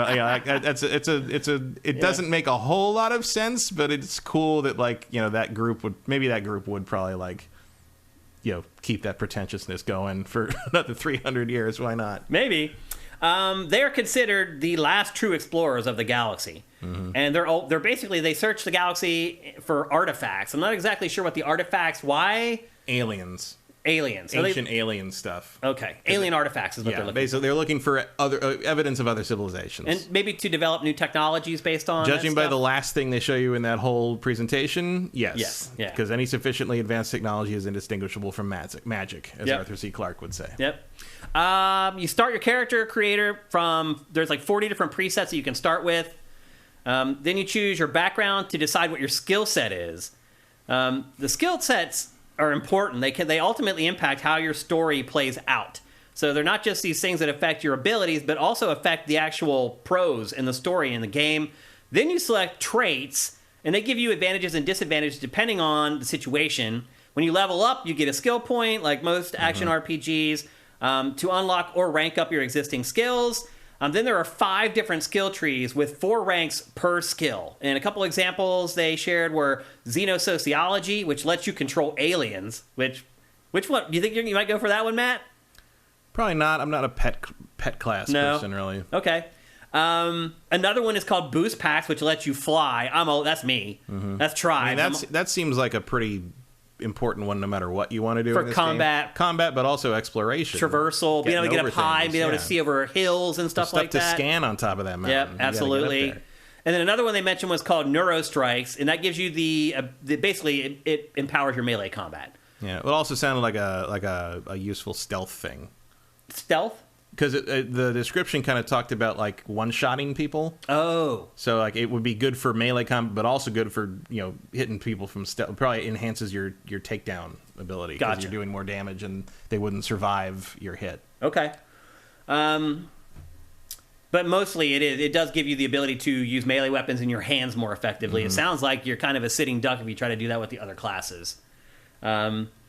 Ranks can be unlocked by completing challenges associated with each specific skill. So it's one of those games where the more you use something, the more powerful and the better it gets. I think all RPGs should be that way, Matt. I wouldn't say that. No? I like the level up systems, various ones that are used for specific things, but I do think that Bethesda stuff works better when it works that way. Yeah. Like I think that kind of the Skyrim style system like that works better than the standard leveling for like in Fallout. For their kind of games. Yeah, I prefer that every time I can get it, because it's like, if this is what I'm using, obviously it's what I'm most comfortable with and what I'm most successful with. I think it makes more sense to do that with a game that has this much player freedom in terms of how you approach things versus, say, Final Fantasy XVI. That wouldn't make a lot of sense to me, because everything would be hack and slash. And then I'd feel forced to use magic a lot and That's a good spam point, magic so I could power that up more. And it's like that. It makes more sense in something like this where you're going to pick a play style that sort of chooses some actions and abilities and minimizes others, and then that makes you better at those things. And presumably the game is kind of designed to handle you no matter how you approach something. Yeah. So whereas like a game like an RPG like Final Fantasy 16 is very different in that regard. Yep. So I think this is the right approach for this game, for sure. Okay. And then, obviously, as you go further, the challenges become more difficult over time to rank up your skills. And then there's a morality system, and you can be whoever you want to be in this game. You can be a total jerk pirate if you want to, robbing people's ships and plundering their ships and taking their hard work. Or you can be the good guy who stops the pirates. Who you are in this game is entirely up to you. Also something I think most people would appreciate if it were in all RPGs. Once you decide to leave the surface of the planet, there's a star map that you can use.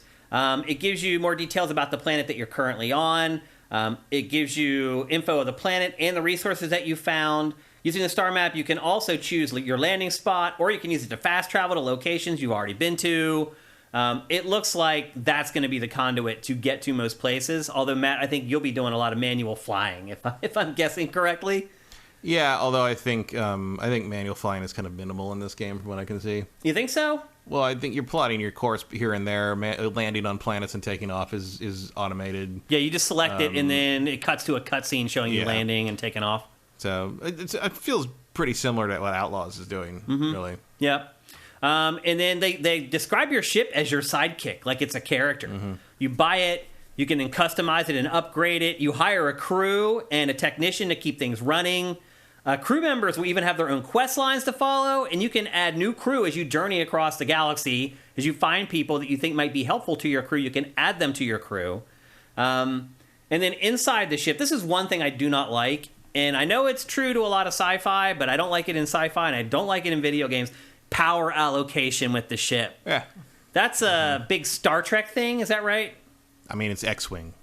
Oh, it's an X-Wing? I mean, Star Trek is like, you divert all power to ship, but in terms of gameplay, that goes back to X-Wing and TIE Fighter. I'm not a fan of that. You're like, oh, we're flying. Let's divert all the power to the thrusters. I mean, now we're fighting. Let's divert the power to the shields. I mean, I think it works if, like, your baseline power levels are adequate. Okay. And if you want to divert power to something because you're just like, I think I need to finish this for faster. An extra punch, you mean? Yeah. If it's a way of enhancing things with a trade-off to it, I think that works. I don't think it works. That's how X-Wing did it mainly. But I don't think it works if it's like there's other games that have done it. What was it? Maybe it's a mod for Free Space 2. I can't remember if it was Free Space 2 itself. But like basically every fight, if you didn't pump laser energy up and drop engine energy, you were screwed because your lasers weren't going to recharge fast enough. But like, so that is annoying. Like, as long as your ship is baseline functional at nominal energy readings and the power fluctuation is purely to deal with specific situations, I think that's good. I'd agree with that. Yep. But if you're making me micromanage it every time I get in a fight against a little thing, that is annoying. That will drive me bonkers. And I really hope that's not the case. I strongly doubt that will be the case in this. It seems like it would be a pretty silly design decision. Yeah. But that's something. And I also feel that it sounds like your crew is going to be partly responsible for diverting some stuff as needed. Like it sounded like if you're getting hammered in the shields, your engineer might just like put the shields automatically, and you can counteract. I mean, if I set that beforehand. If you look at that controller, there's an actual power allocation marker on on the D-pad. I think. Oh, really? So it's clearly meant to. They know that that's going to be done. Okay. That's encouraging. I should hear that. I didn't notice that on the controller. I think it did. A sharp eye to pick up on that. Well, I have it. So. Oh, that's right. You got the controller already. And then one thing I really like is when you're out fighting in space and you destroy an enemy ship, you can loot it from space. Like you can fly through the debris and loot it. Or you can decide to board the ship and go in and like kill all the people on the ship. And if you do that, the bounty that you get is way higher. So there's a risk-reward system there with boarding the ship, fighting. And you get to keep the ship, and then you keep the ship. Yeah, you can make a fleet. Yeah. What do you think? What do you think you're going to do mostly? I'll have some fleets. You have the boarding party. I'll have some. Yeah, I probably won't be a pirate, but if somebody's, I'll take bad people's ships. Guilt-free. Yep. Yeah. I think that's an awesome idea. Again, just this stuff just keeps piling on, and. To your point last week, Matt, you're absolutely right about how the planets are different based upon each player. Planets are constructed specifically based on what you've done in the game, including what plants and creatures you have scanned to that point. So I don't know if you've already scanned certain creatures, they'll be like, okay, well, you've already scanned this one. We're going to populate this planet with different creatures that you haven't scanned already. I don't know how that's going to work. It sounds like they're trying to make sure it doesn't look like the same things evolved on the same different worlds. Yeah. Which is... Again, they are taking astrophysics and astrobiology more into account in this game than like something like No Man's Sky or Elite Dangerous was. So like that's good. That's good. Yeah, to hear. Like the fact that there's going to be functioning solar systems in this, as opposed to how No Man's Sky. And I understand why No Man's Sky approaches it because they don't care about it. That's not the point of No Man's Sky, but it is the point of this. Yeah. So I'm into it. Yep. But the bottom line is that everyone's planets are going to be different, depending on what you've done throughout your journey. No one can help you find the mining facility you can't find. Right. It is only in your game. That's actually true. Yep. Like, guides are only going to help you so much in this game. Yep. Yeah. That'll be interesting to see how people react to that. And then kind of one of the final big tenets of the game is your home base. You can build your home base out in the field. They're called outposts. You can leave ship crew there that you can't fit on your ship, and so you can have a bigger crew than the crew that are actually on each sortie with you. You can instruct them to harvest materials while you're gone out in the field and do a bunch of other stuff. You can add crafting stations to your outpost that'll allow you to mod your weapons, and that's another huge element of this, just like most of Bethesda's RPGs, being able to attach elemental stuff to your weapons, so you have these crazy guns that shoot ice or shoot electricity or whatever. That's all part of the game. You're going to need to build crafting stations on your outposts in order to do a lot of the crafting of your weapons.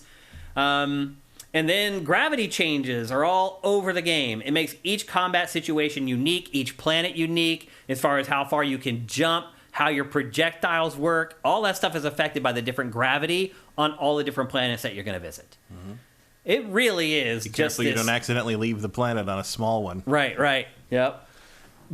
And in the combat, like, again, I know you said you felt the combat maybe was something that you were concerned about. Like, I've now watched this like 3 times. I'm really not concerned with it at all. I think the combat looks awesome. I do agree the enemies look a little passive at times. Mm-hmm. That could have been just them turning down the AI to get good footage for. Could have been. It's the AI that I'm mostly worried about. I'm sure it feels okay to play, although I don't know. Fallout 4 didn't feel that great for me. But if you look at Fallout 4, you can kind of tell, even just watching it, that the combat is a little off. I also wonder, they've never quite gotten third person right. Yeah. I'm curious. That's an X factor for sure. One. I mean, I'm definitely going to play this first person, but I probably will too. It's just easier to interact with things that way. But I know a lot of people that want to play. I know 2 people who got an Xbox Series X this week for Starfield. Yeah, I don't blame them. I can see why. And they're very excited about it, but they're going to play in third person because they want to be able to see their character. Yeah, and I hope that it works. I hope they figured it out for this one. But that's pretty much everything that they covered in the Starfield Direct. Obviously, mining, scanning, things that you love a ton, Matt. It's like, this is what I hoped No Man's Sky was going to be. Well, I never thought No Man's Sky would be You knew all along what it was going to be. I didn't. But, I thought it was going to be this, and it didn't end up being this. I think a lot of people feel that way, though. Yeah, I don't know where they got that idea. Probably because this is the game that's been in a lot of our heads forever. Yeah. And as soon as you see something that even slightly hints at it, you're like, what if it's that? There it is! But but again, Todd literally said that in the he's like, we've been thinking about this for 30 years. Uh-huh. And now we can finally do it. So yeah, I mean, in terms of realizing the exploration dream of a game that where No Man's Sky falls short in that. This is exactly it. This is No Man's Skyrim with astrophysics included. Yeah, that'll be the lower third for when we review it. Yeah, No Man's Skyrim. I'll remember that one. Here's the outpost stuff. The outpost stuff isn't just a little building that you plop down on the planet. It's this whole huge system where you can build this gigantic facility for you and your crew. Fill it up with stuff that's useful to you as you come back to it before you go out on your next sortie, your next mission. This game is just looking amazing, man. Yeah, I love the creatures in it. Although I know that I'm just going to put all the necessary components together in a horrible mishmash way and put them all workbench. Decorations, what are those? I'm terrible at building. I don't really care about the cosmetics and anything. I get it functional. I'm like, how can I come into this building and very quickly do exactly what I need to do and then leave? Yeah, I mean, I wish I was better at that stuff, but I'm just not. I've never been into it. Animal Crossing, none of those games. I never care about whatever my place is I'm building looks like. And I think that ties over or carries over into other elements of games like Tears of the Kingdom, building stuff in that. I feel like either you enjoy doing that kind of stuff or you don't. I'm a very just function over fashion guy in almost every conceivable way, not just with games, my life in general, but it does carry over into games as well. I build what I need to build to accomplish the mission, and that's pretty much where I draw the line. So, I like that games are giving options for people who do love to do that, to build to their heart's content. It's just not an element of most games that I really dive too deeply into. So as long as it's intuitive and easy, it's going to be cool by me, and I hope it gives all the people who love doing that stuff all the crazy options and features that they want to, and I'll very happily go on YouTube and watch your videos of your awesome outposts that you've built in Starfield. It just won't be mine. But I am mega excited for this game. I can't even imagine how excited you are for it, Matt. Oh, yeah. Like, you must be just beside yourself. I'm trying not to think about it. Yeah. Honestly. But I'm glad it's only it's less than 2 months. Yeah, we don't have much longer to wait, fortunately. No, 3 months. Yeah. 2.5 months. Yeah. And we've already talked about the 30 frames per second thing, I'm sure. Yeah, I'm fine with that. And we'll see. Like, I'm going to play it on PC, so we'll see if I can get more than 30 out of it. You should be able to. I hope for so. Sure. But we'll see. I will say that this will almost certainly support DLSS 3. So, whereas Jedi Survivor didn't. Jedi Survivor had a new patch this week, and it still didn't fix stuff. Erebus Jones asked, did you see the interview with Todd Howard where he described an encounter on a barren planet, got caught in a sandstorm, took cover in a pirate ship that landed near him, it took off while he was still inside, so he had to take it over to take control? Sounds awesome. Yes, yep. That emergent stuff is what I'm all about. And it doesn't even dawn on you, probably, until you've taken over the ship and you're flying into space, what just happened. Because it just happens. With all the systems there and the stuff working together, those moments just organically happen. So I'm over the moon about Starfield. I think you guys should be too. I would not let the 30 frames per second thing on Xbox Series worry you. It is interesting, though. I wonder what it'll look like on Xbox Series S and how it'll run there. My guess is just runs at 21 whatever P. It doesn't run at full 4K. 1440p, I guess, is where they would find the medium for it. So, game looks awesome. This is the show of awesome games. Final Fantasy XVI and now Starfield. As Matt said, we only have about 2.5 months to wait for it. Not much longer. They seem very confident in the game. They've talked about the huge QA team that's working on it, and they already have said that it's going to be the least buggy Bethesda game at launch, which, as you said last week, a very low bar to clear. Yeah, but they know. I mean, they know. They know their reputation. They know what people expect, and I think they're hoping to beat those expectations. So we'll see. Yeah. But yeah, its appearance at Naughty 3, and they've got Microsoft. Shifted my mind into overdrive. They got Microsoft support behind them now, right? So yeah, all those resources. Yeah, makes a big difference. So yeah, and Microsoft knows this sucker got a hit. Yeah. How much more do you think we're going to see of this game before it comes out? A lot. You think so? I'm not necessarily in terms of we're going to show you everything, but in terms of push, I think they're going to push it hard. Yeah. Because they kind of showed... You're going to see buses most stuff in that direct. Yeah, I think all the basics are in there. I don't think we're going to see... I mean, also, what can you really show? Because it's going to be so different for everybody. Right. But, I think Starfield is going to be pushed in terms of marketing. I mean, look, man, like I said before, the Redfall thing everybody was worried about, there are people I know who follow games on a daily basis that do not know Redfall existed. Right. And there are people I know who haven't mentioned video games to me in a year who said, "Hey, when does that Starfield thing come out?" Yeah. So that's what it's all about. The message that they didn't want out has not gotten out, and the message they do want out has gotten out and has already sold a couple of Xboxes. Yeah. So, and these are people that were pretty much going to wait until Dragon Age 4 to buy a new system. One or the other, they're waiting for Dragon Age 4. That was their big game. But Starfield has made them jump in. Truth is, they might be able to play Starfield until the next Dragon Age comes out. I mean, odds are. I mean, that's the other thing about these games, the value that you get for them. You can play them 80 hours easy. Yeah. I mean, you could play for hundreds of hours, I'm guessing. Someone was talking about how many times have you finished Skyrim? And I'm like, 3. Yeah, that's crazy. That's ridiculous. That really is ridiculous. I played that game so many times and so long, and I never intend to, but I just do. You get sucked in. That's really my hope for this. Is this going to have... Because Fallout 4 didn't. But, is this going to have that quality where I'm just like, oh, I didn't mean to play this... For 5 hours. Until 5 a.m., after I've already played it for 200 hours, but here we are. You know? No Man's Sky does that to me sometimes when they put the new updates out. You just get hooked into it all over again. I'll load it up and see what it is 7 hours later. It's 7 hours later. Well, I'm just gonna go do this one thing. Yeah. 40 things later. Yeah. 1440p.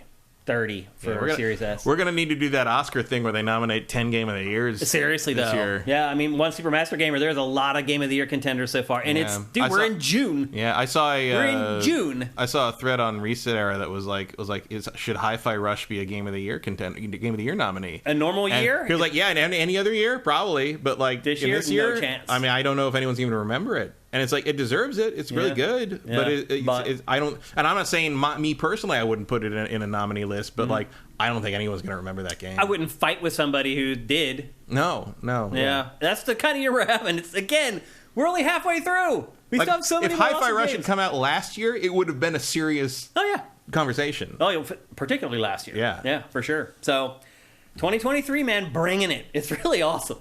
Okay, let's move on. After 2 freaking incredible games, we're going to share with you our picks for our best of not E3 2023.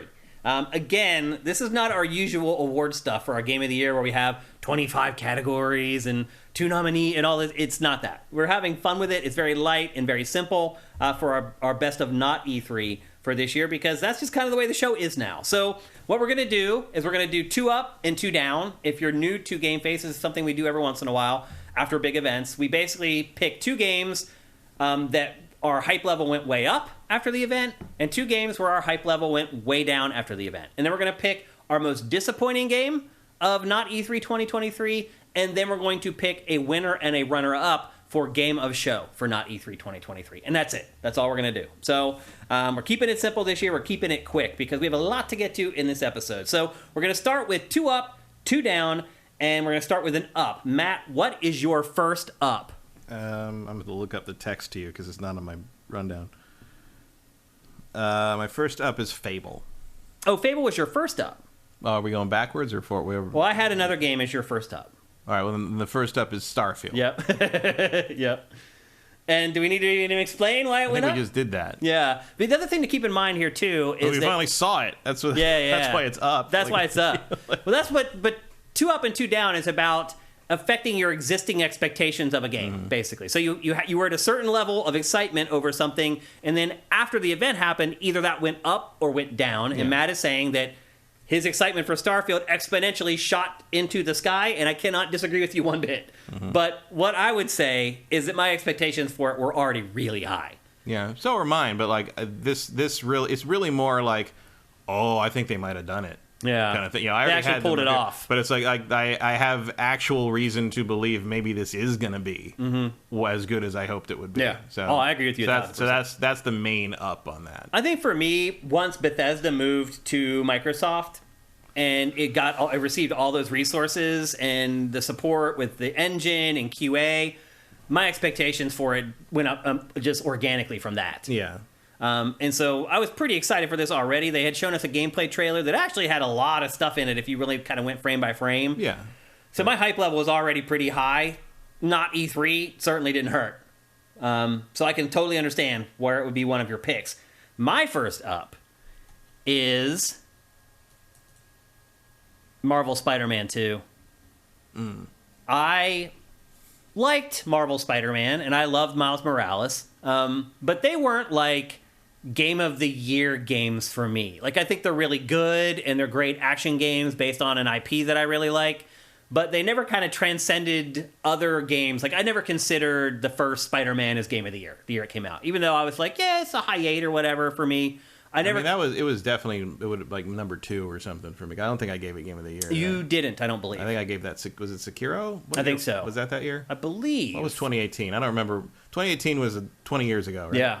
But to Chat's point, to one Super Master Gamer's point, after its appearance at not E3, this game is now like a Game of the Year contender for me. I didn't consider this one because I thought the Sony thing was too soon to be considered E3. I probably should have let you know that I included that as well. Would you have included this? Yes, this would have been instead of Fable. Oh, okay. For sure. Oh, instead of Fable. Yeah. Interesting. Okay.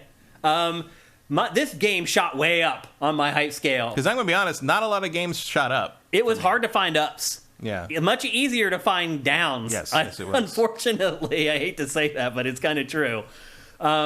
But after seeing the big chunk of gameplay that they showed, just, there's like 5 or 6 scenes in that I was just like, oh, okay.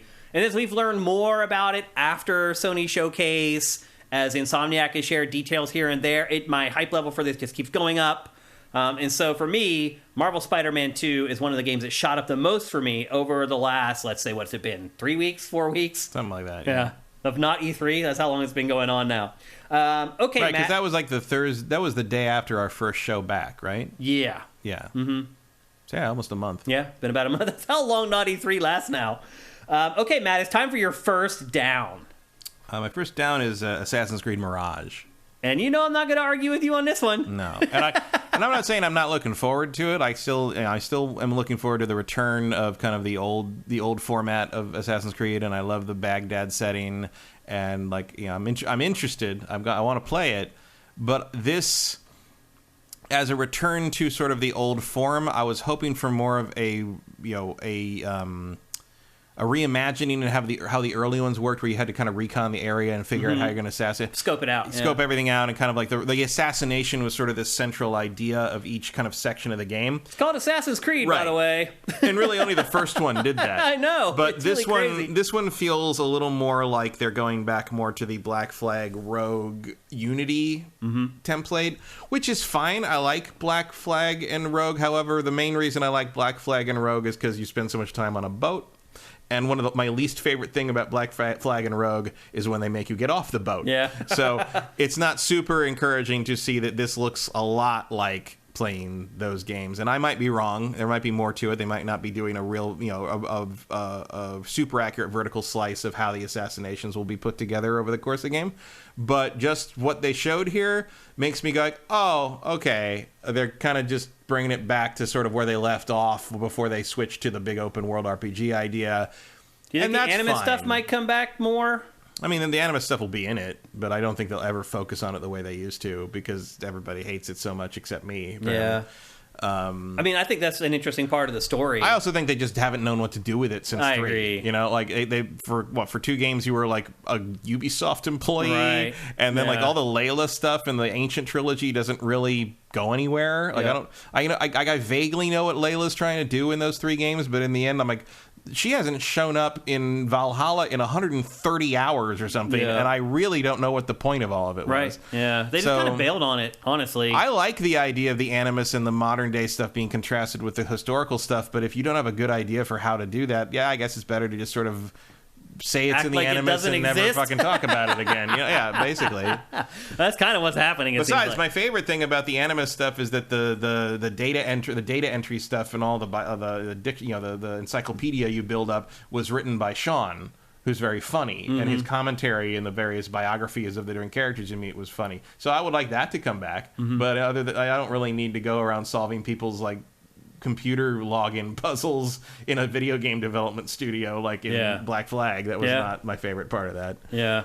I can see why they moved away, because you're right, it felt like they didn't know what to do with it after a while. But it'll be interesting to see how they just sort of punted on the Desmond story, I guess, because that was, I think, supposed to originally be, that's supposed to climax with a game set in 2012 where you were playing as Desmond, using all the things he'd learned from being his ancestors to stop the Templars from causing the end of the world in 2012. Yeah. And then they chickened out on that, and they lost Kristen Bell, so they couldn't really do anything with that character anymore, and it all sort of unraveled, and that was the end of it. Yeah, and then they didn't know what to do after that. Yeah. So. Yep. So obviously, I'm not going to argue with you on Assassin's Creed. If you watched last week's episode, I will not argue about Assassin's Creed Mirage going down from not E3. My first down is Hellblade 2. I considered this just because we got nothing. Yeah. I mean, basically, this is what we got. So we got this, and then they showed a trailer showing off this, basically. Just they do have awesome facial tech. Oh, yeah. But we don't need to see that anymore. That's not what... This game has been in development for a long time at this point. We should have seen a chunk of gameplay. Mm-hmm. And the fact that they didn't makes me very nervous about the game's development cycle and what is happening with the game. I mean, I'm not particularly nervous about it. I think they took this game back to square one at least once. Probably. I'm worried about it, honestly. I'm worried that it's in danger and in trouble. I'm not. I think it's just taking a long time to get it right. It's been a long time already. I would be more worried if they just released it broken care. or a mess or whatever it is. That's not Ninja Theory's style. Yeah. Ninja Theory's never put out a bad game. That's true, but I don't know, man. I'm starting to lose a little faith in that game. Because let's be honest, the first Hellblade, it wasn't a bad game, but it was pretty limited. Like, it wasn't. I think that's what's happening here is they want to expand the sequel out way beyond what they did in that first game, and they had to workshop it. Basically. I'm afraid that they're struggling trying to do that. I don't think they are. I think it just took a long time to get it right. Yeah. Regardless, what it was showing of it at not E3 was very disappointing to me, and it definitely made my hype level go down for it. Like, now I'm just kind of like, when it shows up, I'll play it. My excitement for it has almost dwindled to nothing at this point. That's not for me. I mean, I'm. It's still one of my most wanted games, but it's just like the down on this for this was just like, oh, okay, we don't need to worry about that in probably a year and a half. Yeah. Like, I mean, I know they said 2024. I do not think that's early 2024. If they didn't show a bunch of gameplay now, it's hard to believe it would come out then. So I think we're looking at a holiday next year. Yeah. Thing, which is disappointing. Like, it is. That's a reason for it to go down. Yeah. For sure. Yeah. So I definitely considered it. I hope I'm wrong. And I hope that they're just being coy and they're like, you know what, we're just going to show this game when it's going to blow everyone's doors off. I hope that's what's going on, but I have my doubts. So Hellblade 2 is one of my 2 down for not E3 2023. Next, our ups, and this one we agree on, and our up is Fable. Fable. Yeah. Both of us agree that Fable is a game that shot up from not E3. Personally, my hype level for this was very low because it was being created by a studio that only made racing games. And there's still a little bit of concern for me, but they've already impressed me with the concept behind the game. Like, I don't understand why the first Fable wasn't like this. Why was it named Fable if it didn't take part or take place in Fables? I think it was just the name they came up with that was like a fantasy thing. Yeah. It was kind of a fable. Like, a little it was bit. in and of itself, it was. It didn't deal with existing fables. And I don't want to take too much credit for Playground Games for taking the title of the IP literally, but I'm going to give them a little bit of credit for taking the title literally. No, it's a good angle on it. I think because you recognize the Fable elements from the old games here, but you also recognize they're taking it in a different direction. The humor is similar, but I think, if I'm honest, at least judging by this trailer, it's a little smarter. Yeah. But it's still kind of got the wackiness. It's still got the irreverence for the source material. That's a good word for it. Yeah.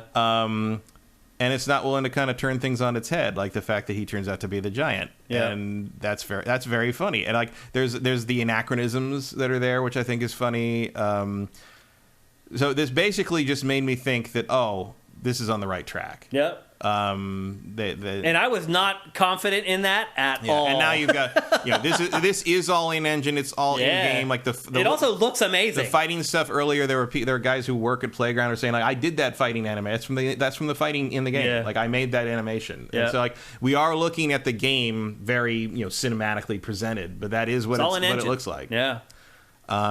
Great. I mean, again, looks really far out. I mean, again, like, who knows? Yeah, they say in 2024. I wouldn't be surprised if that turns out to not be true. Yeah. But, like, I'm sure they're aiming for it. But we'll see. But if no, we got to see some real gameplay at maybe, like, the Game Awards, that would... Could be. That would help boost I also my think confidence.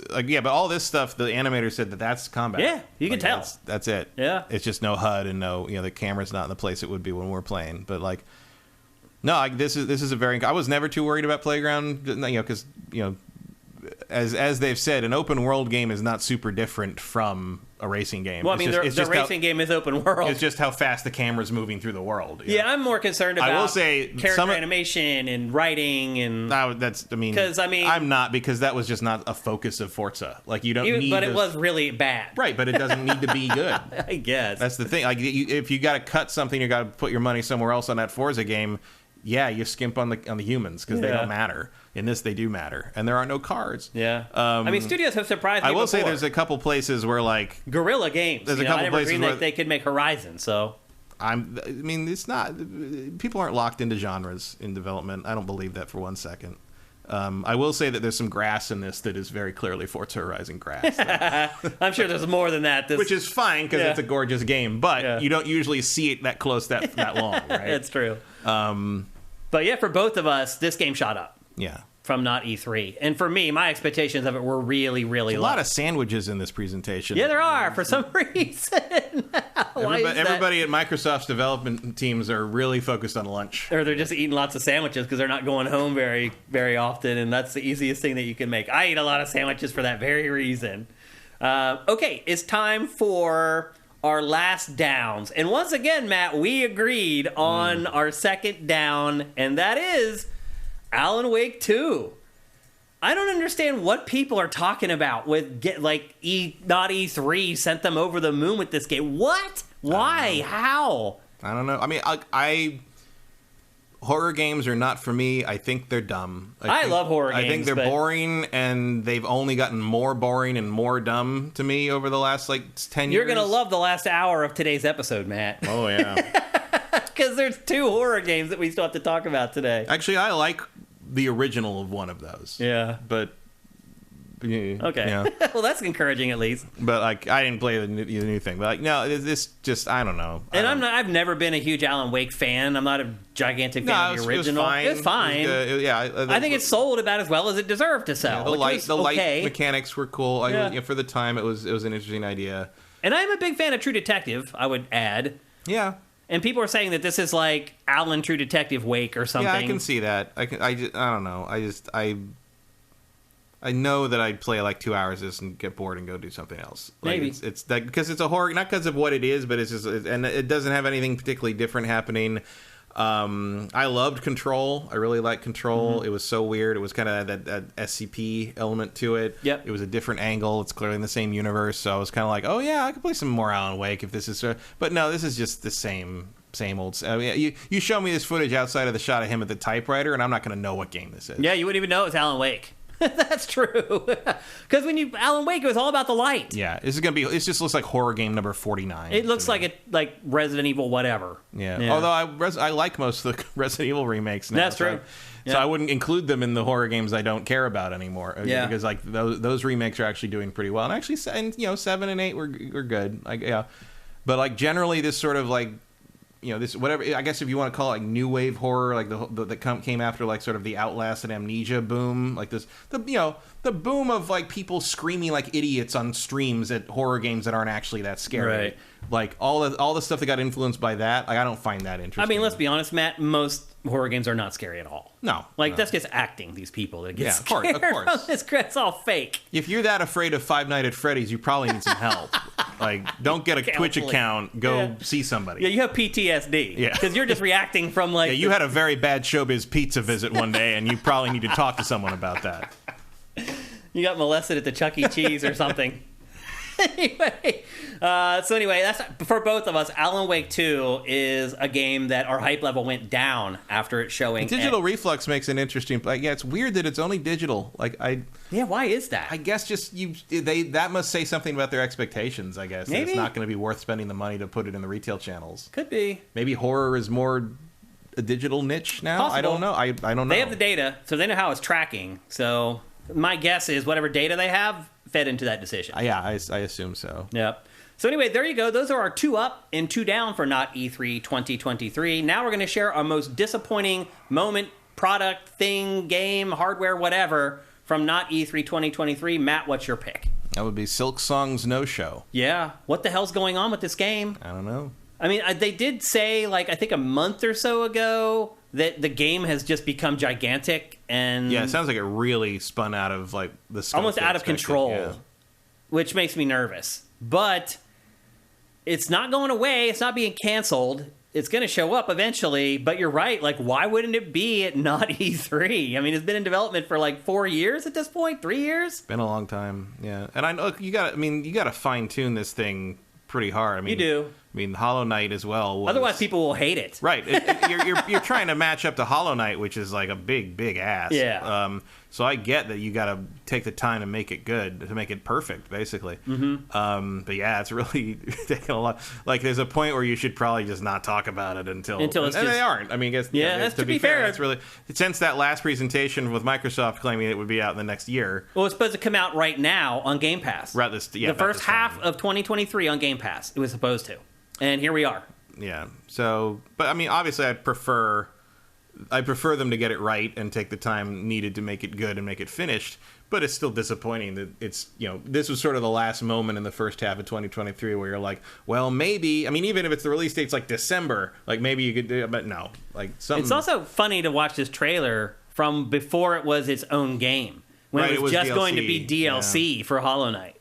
It's like new dungeons, new bosses, now the whole thing's new. Yeah, it's a whole big... Somehow, this project has spiraled out of control. I was disappointed not to see it, too. I'll be honest with you. I'm not super surprised not to see it, but it was disappointing. It's like there was a little bit of hope there. Yep.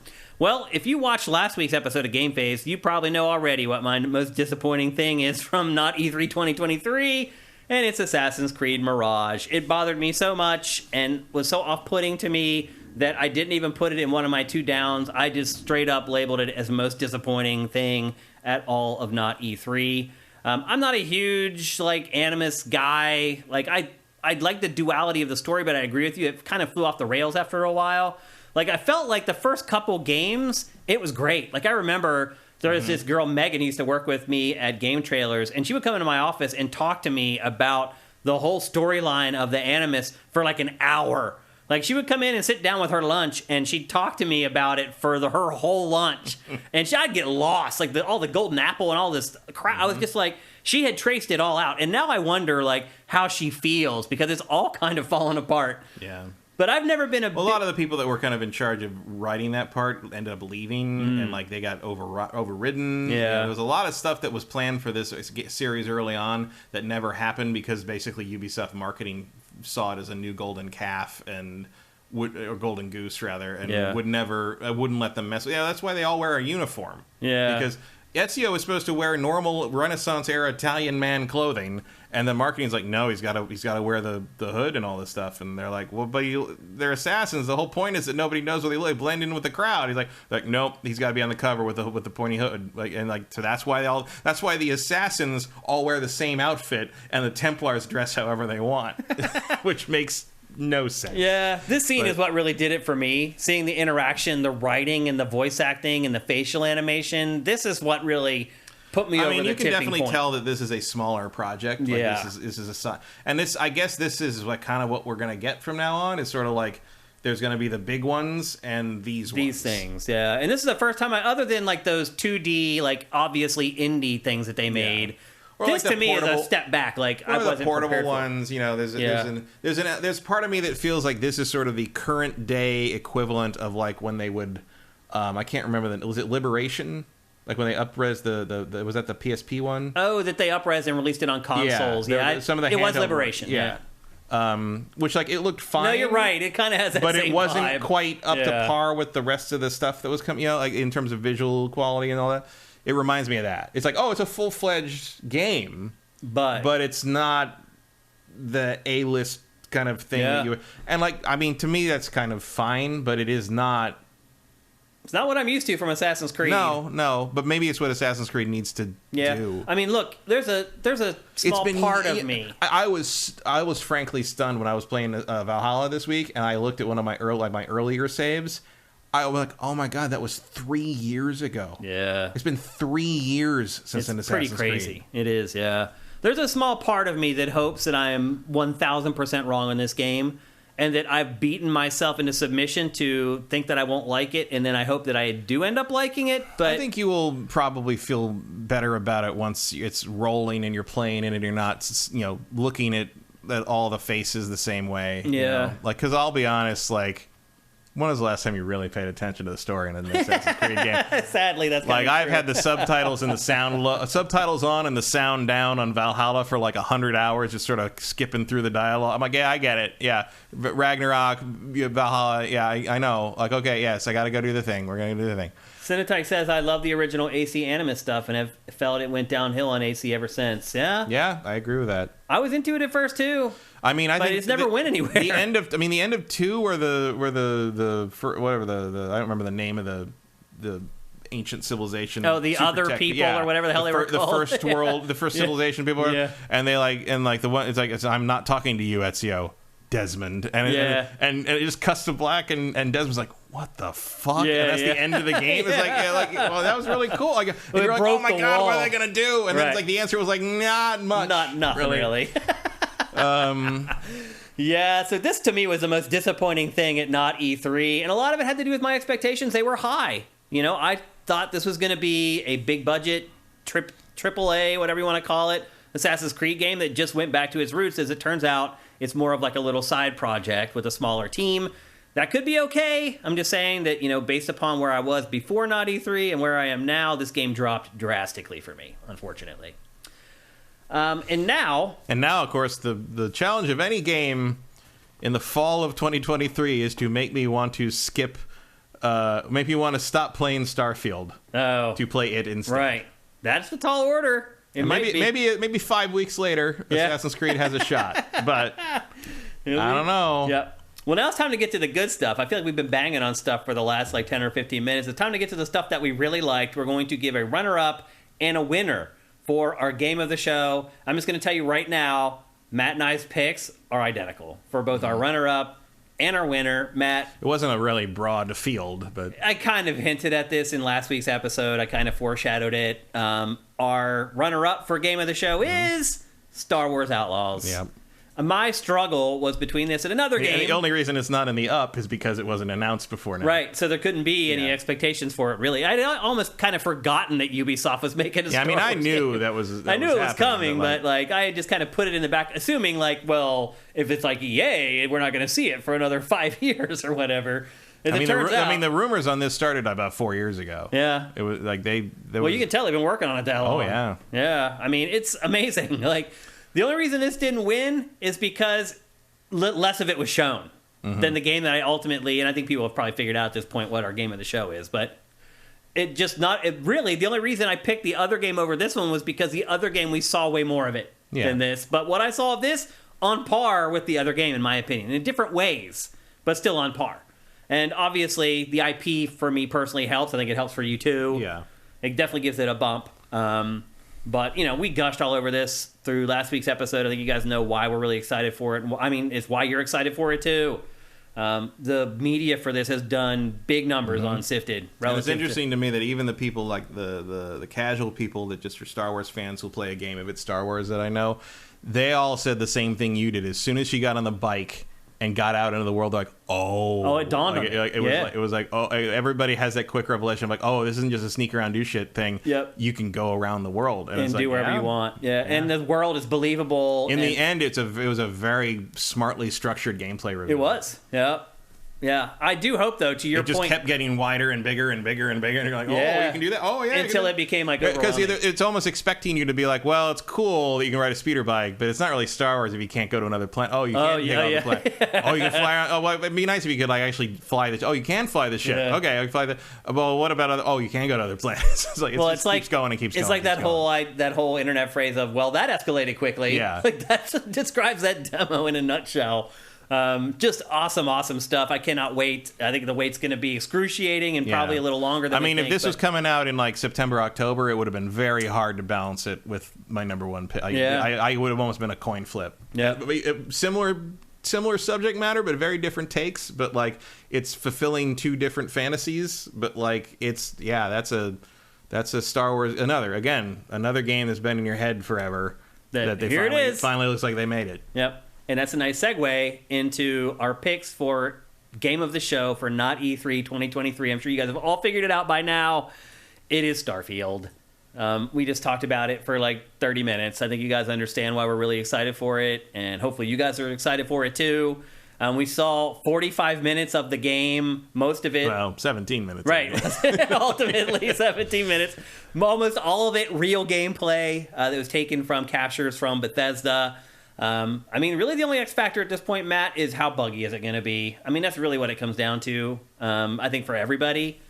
Some people might be a little snobby about the 30 frames per second thing on consoles, but otherwise, I think people's big concerns are it's a Bethesda game. Bethesda's games usually have a lot of bugs. Is this game going to be really buggy at launch? I think that's the last X factor remaining for Starfield. Otherwise, everything they've shown me, I am on board 1,000%. Because of what we've seen, we understand the whole breadth of the game. It was an easy pick for me, ultimately, when I really sat down and thought about it for a game of the show. What about you? What made you put it over Outlaws? It's coming soon. Yeah. That's really, we saw more of it, but also, it's imminent. Yeah. So that's more exciting to me. Definitely. And again, we saw a lot more of it than we saw pretty much any other game at not E3. Really, any other game. We saw more of this than anyone. So... it's an awesome concept. It looks like it's being executed well. They weren't afraid to show us a ton of it. Our game of the show for Not E3 2023 is Starfield. And there you go. Usually our Best of E3 awards take 2 hours. This time, it took about 15 minutes. And I still feel like we got to hit on all the highlights and the lowlights of Not E3 2023. Let's see if people are saying anything. Vincent says maybe MK1 had more total raw gameplay from all the outlets. True. Yeah, that's true. Because they let people capture. Get to capture their own. But as far as what the publisher put out, it had, I think it was 7 minutes of gameplay or whatever they put out officially. But a good point, and I'll say this too. MK1, I considered it. In there, yeah. It was up there for sure. It was in my mind. It wasn't quite the same kind of, up because it just Mortal Kombat. It also hadn't changed as much as I thought it was what they had said about it. And then when we saw it, the changes weren't as drastic as I thought. Right. Well, that's pretty much exactly what I was expecting it to be. So there wasn't much up to happen. Yeah. But there's no down. It looks good. Looks like Mortal Kombat. The cameo characters don't bother me. The changes they made, they all seem to make sense. But it was definitely up there. Jam Rain, thank you for gifting all these Tier 1 subs. I like that you gifted a sub to Lesteved. I think they're random. The owner, I know, it is random. Yeah. But it's funny that he ended up gifting one to Lesteved, who is the owner of LS Cream and our sponsor. So if even he shows up and gets free stuff for our live broadcast at GameFace. Nexus Batty is reminding us that Matt Booty said AAA games now take 4 to 6 years to develop. We mentioned that in last week's episode. And Emperor Dread says Pragmata got unannounced. Yeah. Should have been disannounced. That could only be a down if I cared about Pragmata. And look, I thought about Pragmata as a down, but I was like, there was no up for there to be a down. It looks weird, but I had no excitement or hype for it. It was just it's this weird I am thing. completely neutral on Pragmata. Yeah. So there was that's very pragmatic, really. Yeah, it is. It's it. Appropriately titled. Yeah. So there was no needle moving there with Pragmata. So it didn't make the cut for me. Yeah, it's not like Silksong. I really want to play right now. Pragmata is just more of all right.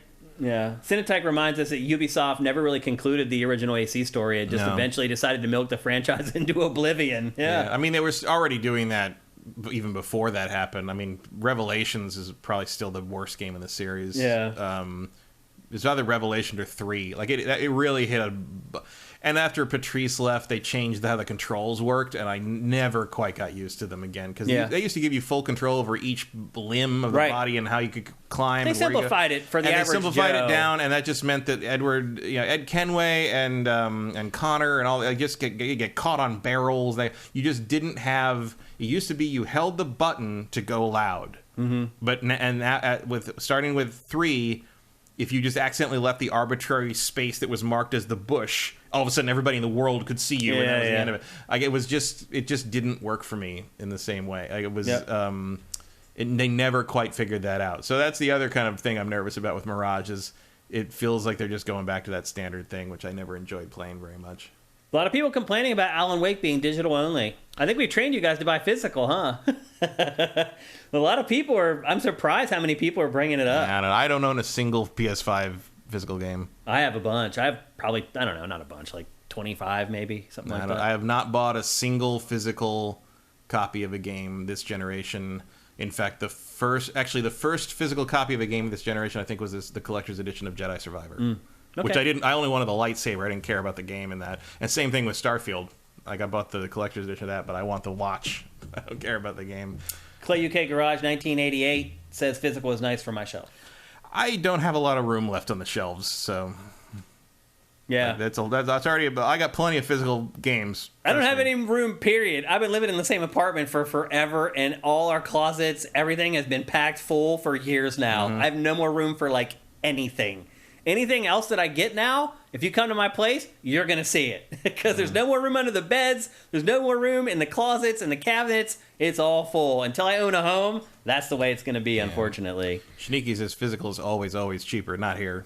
Yeah, it's not that way in the U.S., but it is true in like Canada and Europe. Like a lot of times, it's crazy. The physical's cheaper. Yeah. It's so weird. And sometimes, like here, it's like it's even if you can find a physical copy. Like sometimes Best Buy doesn't even get anything unless it's like one of the big releases. Good luck. Yep. You know, there's no Fry's anymore. GameStop is like doesn't exist most places. Yeah, a lot of them have gone out of business. I don't think I told that story on here where as soon as it went up for pre-order, I pre-ordered the collector's edition on GameStop because it was the first pre-order that went up. And they canceled my order the next day because they were not able to fulfill demand. Just like Resident Evil 4 Collector's Edition, except they canceled that the day of release. Mm-hmm. People were not happy about it. But they sent me... also, they put the wrong address on my order. When my order came in, like it was because it was supposed to be a pickup at the store order. And the store was right, but it had my address as some address in Michigan I've never heard of, and I certainly never typed in. Yeah. And I don't know. And I looked it up on Google Maps, just a house in like suburban Michigan. That's weird. I don't know what the hell that was. So I actually wrote them back a little thing. I'm like, hey, this is the wrong address. And I know I'm picking up at the store, whatever. But like, can you make sure this is okay? And I got a message back the next day. It's like, oh, like we fixed it, but then they canceled the order, so I guess you don't have to worry about it. Sorry. And I'm just like, oh, now I ordered it from Bethesda's store, direct store right after that went live, so I still have one coming. I don't care that GameStop canceled it. Yeah. But it's like maybe that's why you're going out of business. Maybe might be because they don't have the money to buy enough stock to meet demand. Yeah. That's a bad situation for a retail business to find itself in. Yep, absolutely. Okay, so anyway, there you go. Those are our best and worst of Not E3 2023. We got 4 games to get through, so we can spend 10 minutes on each one, basically. Mm-hmm. I'm prepared to do that, by the way. The first one we're going to talk about is the System Shock Remake. I played this a long time ago. Finally, we're able to talk about it today. I played the demo back, which even longer ago. Yeah. And the first thing I'm going to say about it is that I cannot believe how well it holds up. The game is almost 30 years old. Not only does it still hold up, you can just see shadows of so many franchises that would come after System Shock. Obviously, BioShock. Ken Levine worked on System Shock. He ended up making a spiritual successor to System Shock in the BioShock Everything franchise. Ken Levine ever made. Deus Ex. All that's every... Immersive Sims. What we inanely call immersive Sims today. I mean, but you can see the shadows of all that stuff in this game. And I am shocked at how much I have loved this remake. You play, for those of you who don't know, because the game is old AF. First of all, the first thing you can do, and I just want to stop it right here. This is something all games should do. The difficulty settings in this game, you can set the difficulty for 4 different elements in the game. And the first thing I would say to you is if you're going to play the System Shock Remake, set the puzzles to the easiest setting you can. There's only 2 puzzle types in the whole game. One of them is like move the nodes so you can trace the electricity from one side of the panel to the other. Basically the BioShock pipe puzzle. Yep. And then the other one is like connect and disconnect wires to complete the both of them get very old very quickly. I would just say set the puzzle difficulty to the easiest possible so that it just solves it for you. There's no reward really for solving these puzzles. You've done them before in other games. They weren't rewarding there. They're not rewarding here. But still, this is really cool, Matt. That you can set very specific elements of the game, the difficulty, to whatever you want to. More games should be doing that now. Silent Hill ahead of its time. Yeah. So we'll let the B-roll roll from there. But for those of you who don't know what System Shock is, it is a first-person shooter, but you don't have to shoot. You can use melee weapons and hand-to-hand combat if you want to. At the time, it was called basically an action RPG. Yeah, it was an RPG. And it still kind of is. Immersive sim is just a dumb term that people have come up with to differentiate it from standard RPGs, I guess. Well, I think immersive sim, people associate that with being able to play the game how you want to. Yeah, it's just a dumb term because... But you can do that in this game. Yeah, but this is the first one, basically. Yeah. But all games are trying to be immersive, and all games are simulating something, so it's a stupid name. Yep. You play as a hacker. You get caught hacking into the Tri-Optimum Corporation, who then basically employs you. They come and get you, and they take you to the Citadel, which is like their base, basically, and they strap you down, and they force you to hack this AI named Shodan. And they think that they want you to untether Shodan because it will help their technology develop more quickly and basically take the reins off of this AI. What happens instead is that Shodan kills all of them and turns them into these horrific creatures. And you, as a part of the deal for helping hack Shodan, they implant this thing into your body. And you wake up from the surgery, the implant surgery, everyone's dead. And now they're like zombies, and the robots have gone rogue and they're attacking you. And basically, your job is to outsmart Shodan and escape the Citadel. The other thing I would say, too, is for whatever reason, it seems like AI in video games, they're always nice. Like GLaDOS in Portal. Like, they're always funny, cracking jokes, ha-ha. Shodan in this is evil. Like, the writing in this for Shodan, I think, is amazing. And it hasn't changed. It was very well written back when it was first launched because it's, again, the AI is just very evil. And you think that you figured out a way to outsmart the AI, and it almost breaks the fourth wall at times with some of the things that it says to you. It's like, oh, you thought this, but I was way ahead of you, and I've done this. And it's just like this diabolical computer that is your nemesis throughout the entire game. As I said, it's a first-person shooter, and probably, I mean, I did end up playing most of this shooting, but you don't have to. Like, you can use melee weapons and that sort of thing. There's also the elemental stuff in this where you can attach things to your weapons, so all of a sudden they have electricity and other elemental stuff. Again, things that were groundbreaking then and now have been emulated over and over again in franchises since then. But it's not like it's not a Twitch shooter. It's not like a game where you have to be really good with shooting. In fact, Matt, I played a lot of this with my Steam Link. Like, out in the living room with a delay. Because it's not... Again, it's not a Twitch shooter. It's not that demanding of your hand-eye coordination or your reaction times. It's more about planning or creeping into a new area, kind of figuring out what enemies there are in there, where the different objects are in the area, and then executing a plan. If you go into this just like, I'm just going to run around and try to outshoot stuff, you're probably going to die. Because the other thing I would say about this, the original and in this remake, is the controls are really clunky. Like, moving around, like you were talking earlier about, like, in Assassin's Creed getting caught on barrels and stuff, that happens in this game all the time. Where you're just caught on a piece of geometry, and it wasn't programmed into the game to just allow you to slide around the geometry or whatever. Like, I could never go into this game with just guns blazing and make progress. I just get killed. Because inevitably some robot would come up from behind you and attack you that you never saw or whatever. It's also a very dark game. They do a great job with lighting in this to make certain parts of the level dark so you can't see what you're getting into. If you're not careful, you can get yourself into a lot of trouble very quickly in this game. But the truth is, you don't get punished that much. So if you do die in this, and you will die, I've died a ton, you just end up being sent back to the last medical bay that you visited. So it's very gentle in that way. Like, it basically, like, puts you back in a place where it's very easy to get back into the action. Graphically, you're seeing the B-roll right now. It's interesting what they did with this, Matt. Like, they could have gone all out and made it look crazy realistic and look like a game that was made in 2023. Instead, they've decided to make it look like kind of a retro game. There's kind of a pixel art aesthetic in this. Even though they remade it, they're like, we don't want to make it look like it's a modern game. We want people to play this and realize this is a classic. I think that's probably the right decision. Where do you fall on stuff like that? Somewhat. I found this too clunky to keep playing for very long. Partly because I like System Shock 1.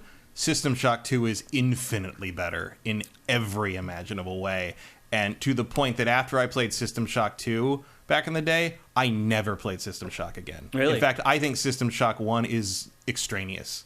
I really enjoyed it. I think anyone interested in System Shock should just go straight to 2. Man, its Metacritic average right now is 9.1. Sure. You're on the island there on that one. Sure. I wasn't until this happened, though. Like, I enjoyed the hell out of this, dude. I think it's great. Like, I found it's paced awesome. Like, I think it's you're constantly getting new stuff. Like, every room gives you something new. Like, I don't know how you could ever settle in or get bored with this game. Like, it's always presenting new ways to do things, new options. Like for example, I got this pipe, and then eventually I get a gun. Well, the gun is like a pistol. It sucks. And so I actually ended up sticking with the melee weapon for a while until I ended up getting a better pistol like 20 minutes later or whatever. The map in this game, really important, and it's really good too. Because the game is so dark, and it's because it's also, and one thing I will say is the game does look repetitive. Now, granted, you are inside this metal base, and games that are set inside stuff like that tend to look very similar. This game doesn't do a whole lot to kind of satiate that, to be honest with you. So the map is very important. It's easy to get lost in this, I would say. Because it's so dark and because so much of it does look very similar, there's a lot of reused textures and stuff like that. But to me, what really makes this game great is, one, that it is sort of an immersive sim and that you can play it however you want and make progress in it. But two, it's just the pacing. Like, there's... Every door you open, there's something in there that's valuable or worth something that you can either attach to your weapon, or it's a new weapon, or it gives you new insight on how you can keep playing the game going forward. It just feels like it's genius to me, that the way this game is designed. And you're right. Two is Two better. is great as well. They're both great. I hope this seems to be doing pretty well. So I hope that. I mean, I thought there was already a System Shock 2 remake being made. I think there is one. I will say, I don't know details on any of that. I will say that this did make me think like I would like these guys to do the System Shock 2 remake. Yeah. But I will say, like, I don't know how many people have played both of them or one of them or whatever. And yeah, it's like Shodan is a cool villain, is a good villain in this. Shodan is so much better and so much more evil in the second one. Like, it's just, they upped the game on the second one in a way that rarely. I mean, look, I agree with you. Happens. 2 is the better game. There's no doubt about it. It's like a Marathon 1, Marathon 2 thing, which is actually, I think Marathon and Marathon 2 probably owe a little bit to these games. They were around the same time. I think actually Marathon might have been before this one. Yeah. But Marathon 1 is a straight up shooter, and it's not this kind of game. Yep. But look, I also agree with you. Cool, movement and shooting in this is clunky. There's no doubt about it. There's a lot of I don't like the inventory system. Is annoying to me. They give you plenty of room to store stuff in, but I didn't find it. The game, it doesn't give me a lot of interesting choices to make outside of the baseline gameplay, and like, I would be more interested if I didn't have to do all the inventory management and all the health management. All that, like, I was running back to the health bed too often for my taste. Like, because I know how limited all the resources are, and these puzzles suck. Like, like I said, just turn them off. I don't mind the BioShock water ones though, for some. Yeah. Probably because this is about as complicated as the BioShock ones get in the end of the game. Right. Yeah. No, it's good. I played System Shock several times when it came out, and then I played 2 several times. I mean, it was kind of a nice little, like, oh yeah, I remember all this. I don't need to do this again. Yeah. Like, that's about. If you've never played it, you should play it. Well, I didn't need to play the whole game. I played 5 or 6 hours of it. I've obviously played the OG back in the day, so I played enough of it to see the changes that they made, the updates that they had made, and to remind myself of a lot of stuff, because it had been so long since I had played the original. Yeah, although a lot of it really came back to me like pretty much immediately. And they do evoke it well. Like I do think this sort of, it's not cutting edge graphics. It's a weird balance of high-res updated sort of 4K look and sort of that old 90s shooter corridor design. Yeah. Like, they didn't make the corridors smaller to like make it look more like a real place. It looks very artificial, but that's what it looked like in the original game. So I think they do strike a good balance of like updating it without removing the character of it. Yeah. I just have other things to do at this point. It's like, it's cool, but that demo was all I needed of this game. But if you haven't played it, you should, and you like, Arcane's games or BioShock or Deus Ex, you should maybe take a look at this. There's a direct. Deus Ex is a direct descendant of this game. Oh yeah, absolutely. By the same team. Yeah. So a lot of the same people. You should probably just play this for historical significance. Yeah. Now, this is the bulk of the game, the first-person stuff? And to give them some money so that they will make 2. Right. Or whoever is making 2 will finish 2. I think it's already in the works, actually. It is, but I don't remember. It was stalled. This one got stalled for a long time, It was, too. Yeah. I didn't know if this was ever going to come out, either. So most of it is this first-person gameplay that you've been seeing, but there's also these sections where you almost go into this psychedelic trip, and you become this descent. It becomes a descent style shooter. The cyber dive thing. Yeah. You're about to see it. Here it is. I don't remember being annoyed by this back in the day. I hate this part. It's annoying. In this. It's just too easy. It's a waste of time. Yeah, it's just dull. It's just too easy. It's like my first person shooter, and again, it is like Descent, and it's like remarkably easier than the rest of the game. It is, yeah. Like, Like, there's part of me that's like, should I turn the combat Right. difficulty Yeah, up? But it's like, but I think the felt the combat same difficulty way. is about right out in the world, but not in Yeah. cyberspace. So I don't know what is. It does happening break there. up the tedium of the first person stuff a little bit, but ultimately it's just way too easy. Yeah, and you're it's basically you're basically playing Descent here. Yeah. Like it's like Yeah, a that's all it free is. flying 3D. Yeah, you can fly in any direction. Yeah.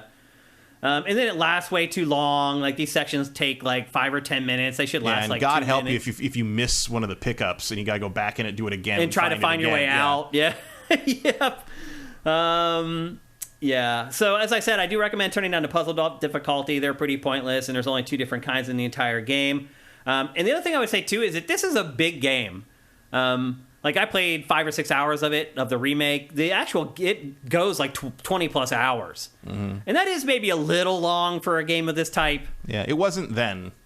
Like, then it felt like a really good value. Yeah. But There's so much to now it. things have moved and changed. Your expectations are a little different than they were 20-some years ago, almost 30 years ago. And that is a little long, I think, to play this. But, I think I have it in my notes here.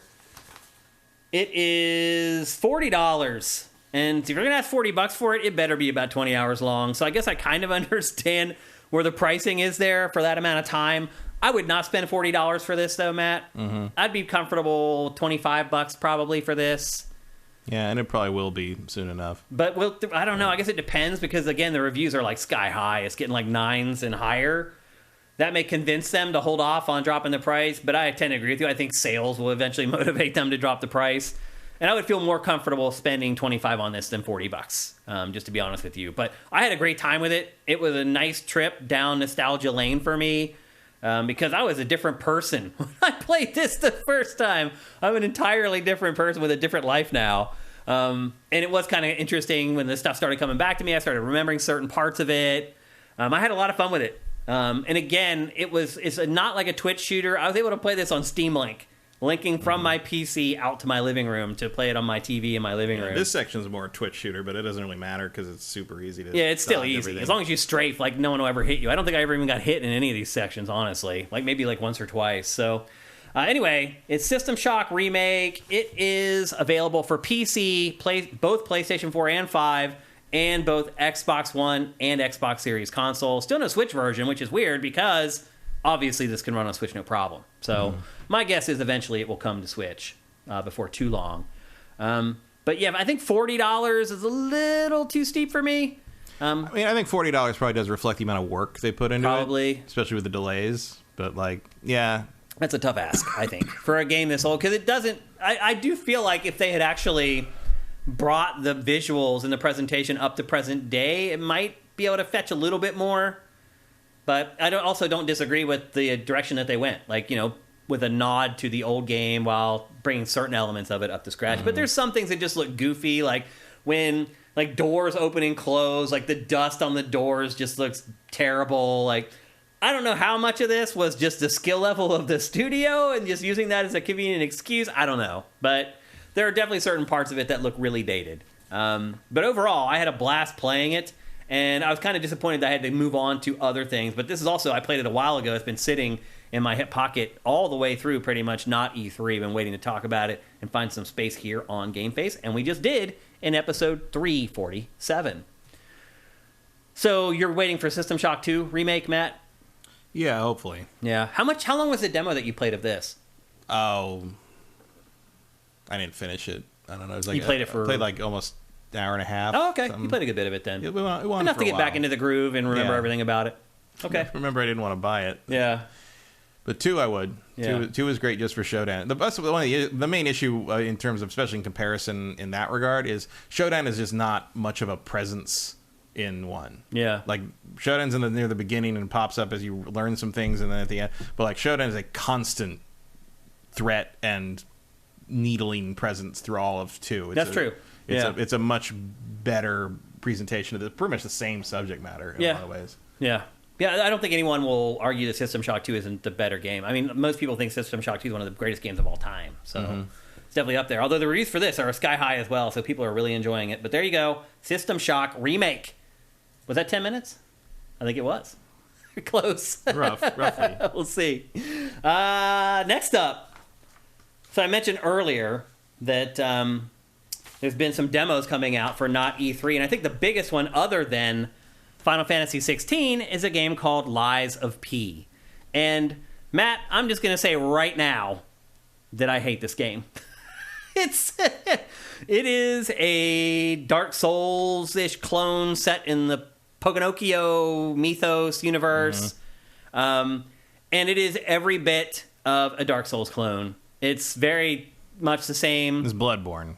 Bloodborne's a better analog. But it's very much the same. Like, you'll fight a bunch of enemies that you can kill no problem, and then you'll fight like a sub-boss that just mops the floor with you, and then you'll die. And it'll leave a little orb there that you need to come back and pick up. And along the way, you unlocked a couple shortcuts to help you get back to the boss easier, so you don't have to go through the same gauntlet all over again. Here you're seeing, what are these, the classes, I guess? The starting class. You can be whatever you want. Yeah, it's just like Dark Souls. It just determines what your starting stats are, whatever you prefer. Yeah. Which one did you pick? Balanced. I did too. Yeah. One thing I found with Balance is his sword is really short. And, like, I always was, like, hacking before I got to the enemy. I always felt like the sword was longer than it actually was. And the whole time I played this demo, that kept happening to me. I'd, like, think I was going to be able to strike, and I'd just miss. I didn't happen to me. But I do hate this game. Oh, you don't like it? I do not like it at all. Really? I am shocked to hear that, Matt. It is. Well, a lot of it is a fairly competent Bloodborne clone, but it's the little things... And there's way too much weapon durability. I don't know what the word. You mean the weapons break too easily? No, they don't break, but like the durability goes down. You got to use your grinder thing on your arm to sharpen them again. Why? Yeah. Especially because they get I don't understand why they get replenished on when you stop at bonfires. And so basically the only time you really need to do that is when you're exploring a new area, which is fine. You can do it when you're moving. It's cool. But during boss battles, too. And so you're looking... And, like, the durability goes way down when you block. You still take health damage when you block. Yeah. Not a ton, but some.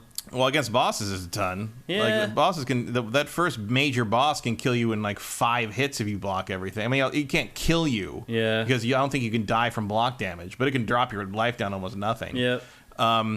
But on top of that, the dodging isn't big, and the dodge radius isn't fast enough, and the iframes aren't robust enough to basically get you around things the way you would in a Dark Souls game. And look, anytime you see a Dark Souls clone from a non-From Software company, you can sort of determine how good it is when you fight those bosses, because that's where the systems either shine or fall apart, and they fall apart in this. In large part because this game has boss attack auto tracking that would make Dark Souls 2 Launch Edition blush. Like, as the boss starts its attack, and if you dodge out of the way before it's basically on its way down, it will rotate its body 90 degrees to automatically hit you after your dodge is done. I felt that first boss, I never beat it. I felt it was so cheap.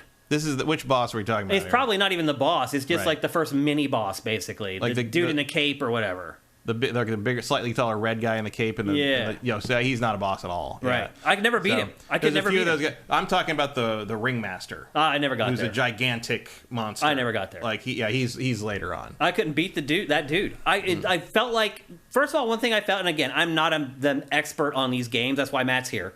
It felt like there was no advantage or reward for timing your blocks exactly or for dodging exactly. Like, it never felt like it opened him up. Like, I would dodge, and like by the time I got in, he was already attacking me again. I'd be like, shit, I try to block, and the block just wouldn't work. Well, the dodging is mostly to get you out of the way. It's a terrible dodge. It's one of the worst dodges I've seen in a game like this. The main defensive, and this is why I say it's Bloodborne as the comparison, because his Legion arm, the left arm, the L2 button, that's supposed to be the counter for someone attacking you relentlessly, because it can interrupt almost anything. But it's limited. I should have used limited more. use. Like Gotcha. there's a bar down there. You can use it, like, I think 4 times when you start, and then like if you up certain stats, that you get more Legion power, basically. But yeah, you do that, and also like if you hit them enough, or also sometimes if they just exert themselves, you'll see white appear around the life bar, and if you do a charged R2 attack, you will stagger them, and then you can do a finishing move on them. Does the game teach you that? It does teach you that. I don't know how I missed that. It starts teaching you that after you get that first guy in the cape down to a white bar around his life the first time, but it pops up during your fight with him as he gets stunned, and by the time you jump in. By the time you've finished reading it, he's not stunned anymore. Yeah. So now you got to fight him again.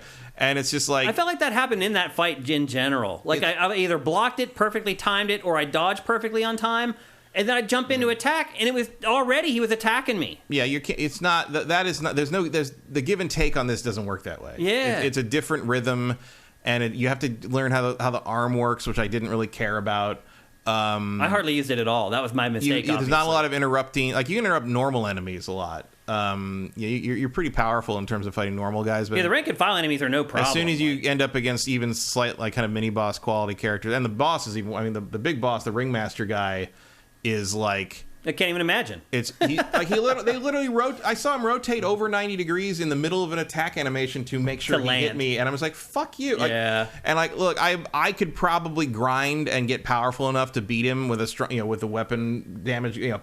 Put attack up high enough that I could damage him enough that it wouldn't matter how many times he hit me, because I could do enough damage to kill him before he could kill me. Yeah. But this does not carry over to the final game, assuming I even want to play the final game. So I just decided I'm not going to do that to myself. I'm not going to play this anymore, and I started up Final Fantasy XVI instead, and had a much better time. Oh, there's no comparison between the two games. So playing this game was like torture for me. That is my Lies of P demo recommendation: is play Final Fantasy XVI. This is just I find this to be gorgeous visually. Like, I was pleasantly surprised by the production values. Yeah, I would buy the art book in a heartbeat. Yeah, but I don't want to play this anymore. It's so weird that it's Pinocchio. Like, the loading bar is his nose growing. Like, it says now lying.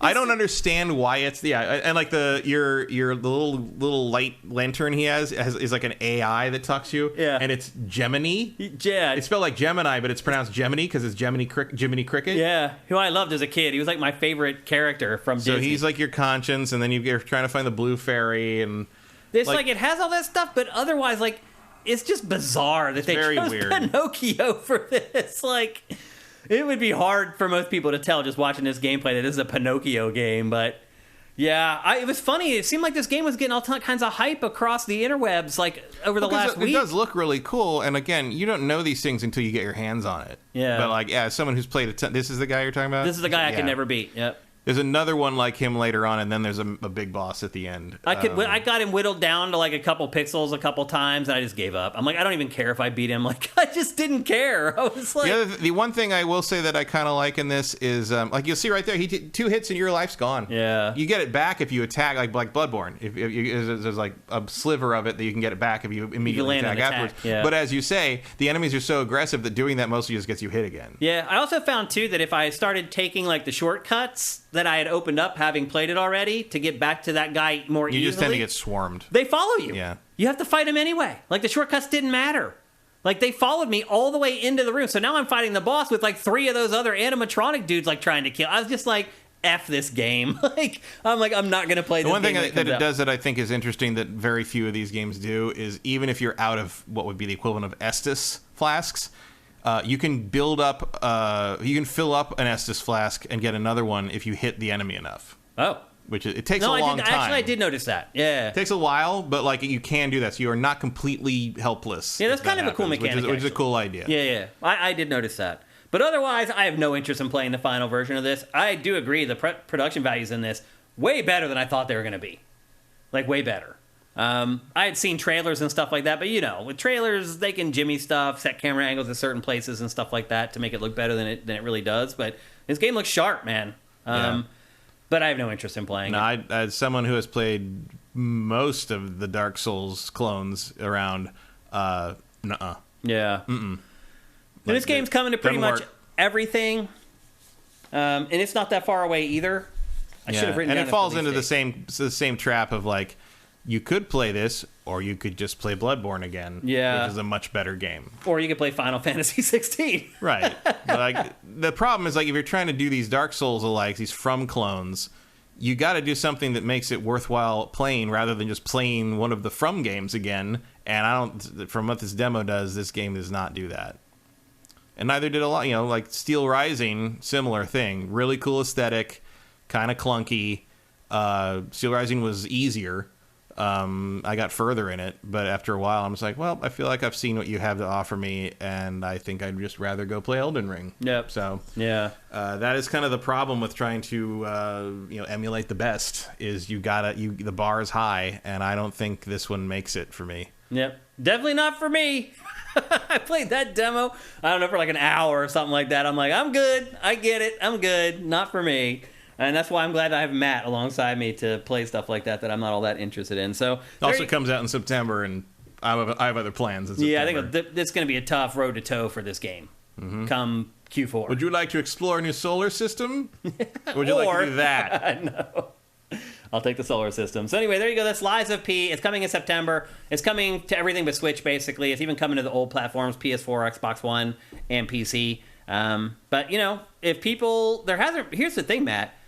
Souls-likes used to be a thing. Like, there was, one coming every, 2 or 3 months. It's kind of fallen off. Yeah, we still got a few. But this is the first one in a while. Long. Yeah, I guess you're right. Long. No, yeah, that's true. Yeah. I'd play this probably before Long. Yeah, I'm more probably interested in the subject matter somehow. I don't know why. If I had to pick one, I'd probably pick this one. Yeah. But yeah, it's neither is ideal. No. For me, anyway. But there you go, anyway. That's Lies of P, a Souls-like set in the Pinocchio universe. Still makes no sense to me. I mean, it's closer to the original book than the Disney movie is. Yeah, so. That's true. That's a good point. Yeah, actually, the tone of it is way more like the book. It starts with a whole thing about, a tribute to the great writer, what's his name, Collodi, or the guy who wrote it. And I was like, was he a great writer? And it turns out he was mostly a censorer. He was mostly he worked to censor things. He was actually a weirdo Puritan guy, which I guess explains why his book is about misbehaving children being turned into monsters. Yeah. Okay, there's a weird purity test thing happening there. He goes, "Whoa, Long Johnson." Once every 6 months, I watch the O Long Johnson video on YouTube because it literally, no matter how many times I watch it, it makes me laugh my ass off. You know what I'm talking about, right? The cat, the talking cat. No. Oh my God! You've never watched O Long Johnson? No. The talking cat? Talking cat? No. Yeah, it's a talking cat, and the cat goes, "Oh, Long Johnson." I do not know that. It makes me laugh just imitating it. Oh yeah, my God. You work for newspapers censoring them for the state. Not a good dude. I also noticed it, people are, "Oh, Long Johnson." People are, now I'm going to laugh the whole rest of the show. I don't see anybody defending Lies of P. I thought there'd be people in the chat being like, "You guys are crazy. I played the demo and I loved it." But no, they're not really getting that. So the demo's still there, by the way. You can go check it out if you want to. I think it's hard for someone who doesn't know these games well to get into this thing because it's so non-explanatory. And I think if you know these games, you know that it's actually not doing these things very well. Yeah. So I think this is a miss. Oh, Long Johnson. Oh man, it rips me up. Okay, let's move on. I hope you guys are ready for horror games in June, because the next 2 games are horror games in June. It is an odd time for them to be releasing these games, man. I'm not 100% sure why. The first one we're going to talk about is a game called Amnesia: The Bunker. Matt, what's your experience with the Amnesia franchise, generally? Boring. Yeah. Walking simulator. A lot of pigs. A lot of what? A lot of pigs. Yeah, that's true. There are a lot of them. Well, I'll say this. Amnesia: The Bunker is definitely the most different and unique of all the Amnesia games. It is also the most active. Amnesia games are almost like walking simulators. Definitely more towards an adventure game than an action game. And this is more like an action adventure. It's set in World War I. I believe in 1916, if I remember correctly. Let me get to my notes here. Yeah, it's set in 1916. You play as Henry Clement. He is a French soldier. Clement. And the game starts, you are in the trenches. Henri Clement. Let's get it right. That's probably how I should say it. Henri Clement. And you are in the trenches trying to save your allies who have been overcome by the enemy. You become overcome by the enemy, and you wake up inside the bunker in the medical area or whatever.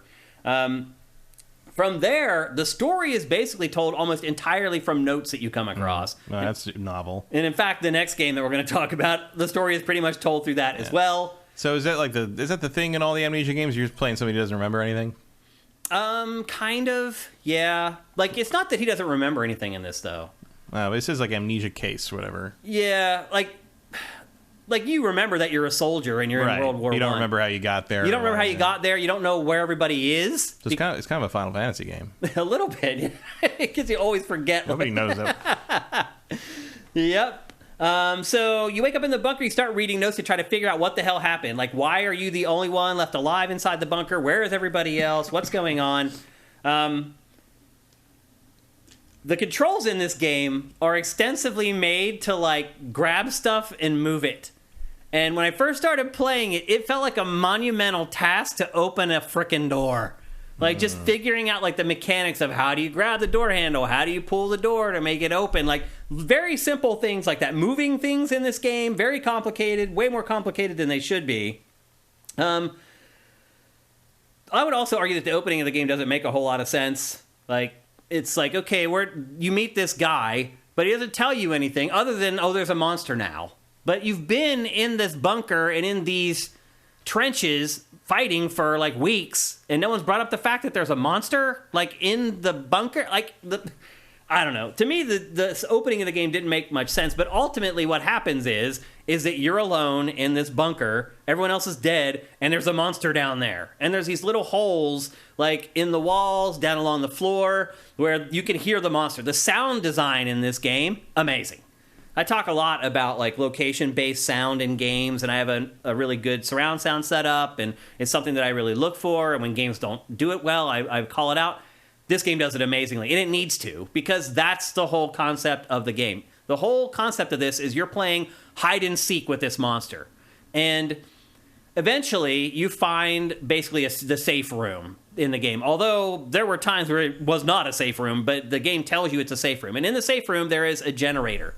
And a big objective of the game is that you need to turn the generator on, accomplish a bunch of stuff before the gas runs out, and then make it back into that room before everything goes dark. Because if you get trapped out in the dark, you're kind of screwed, because the only way you can make light, see that little thing in the left hand? It's gone right now, actually. But you have this little device in your left hand. I've never seen these things in real life, but I'm assuming they exist.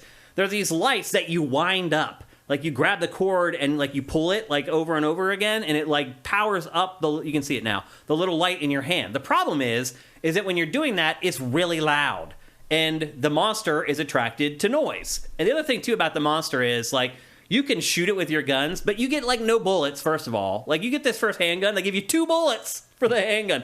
So they show you right away, like, don't use the handgun. The guns are not what you're supposed to be doing in this game. It does do a good job of teaching you what you should or should not be doing.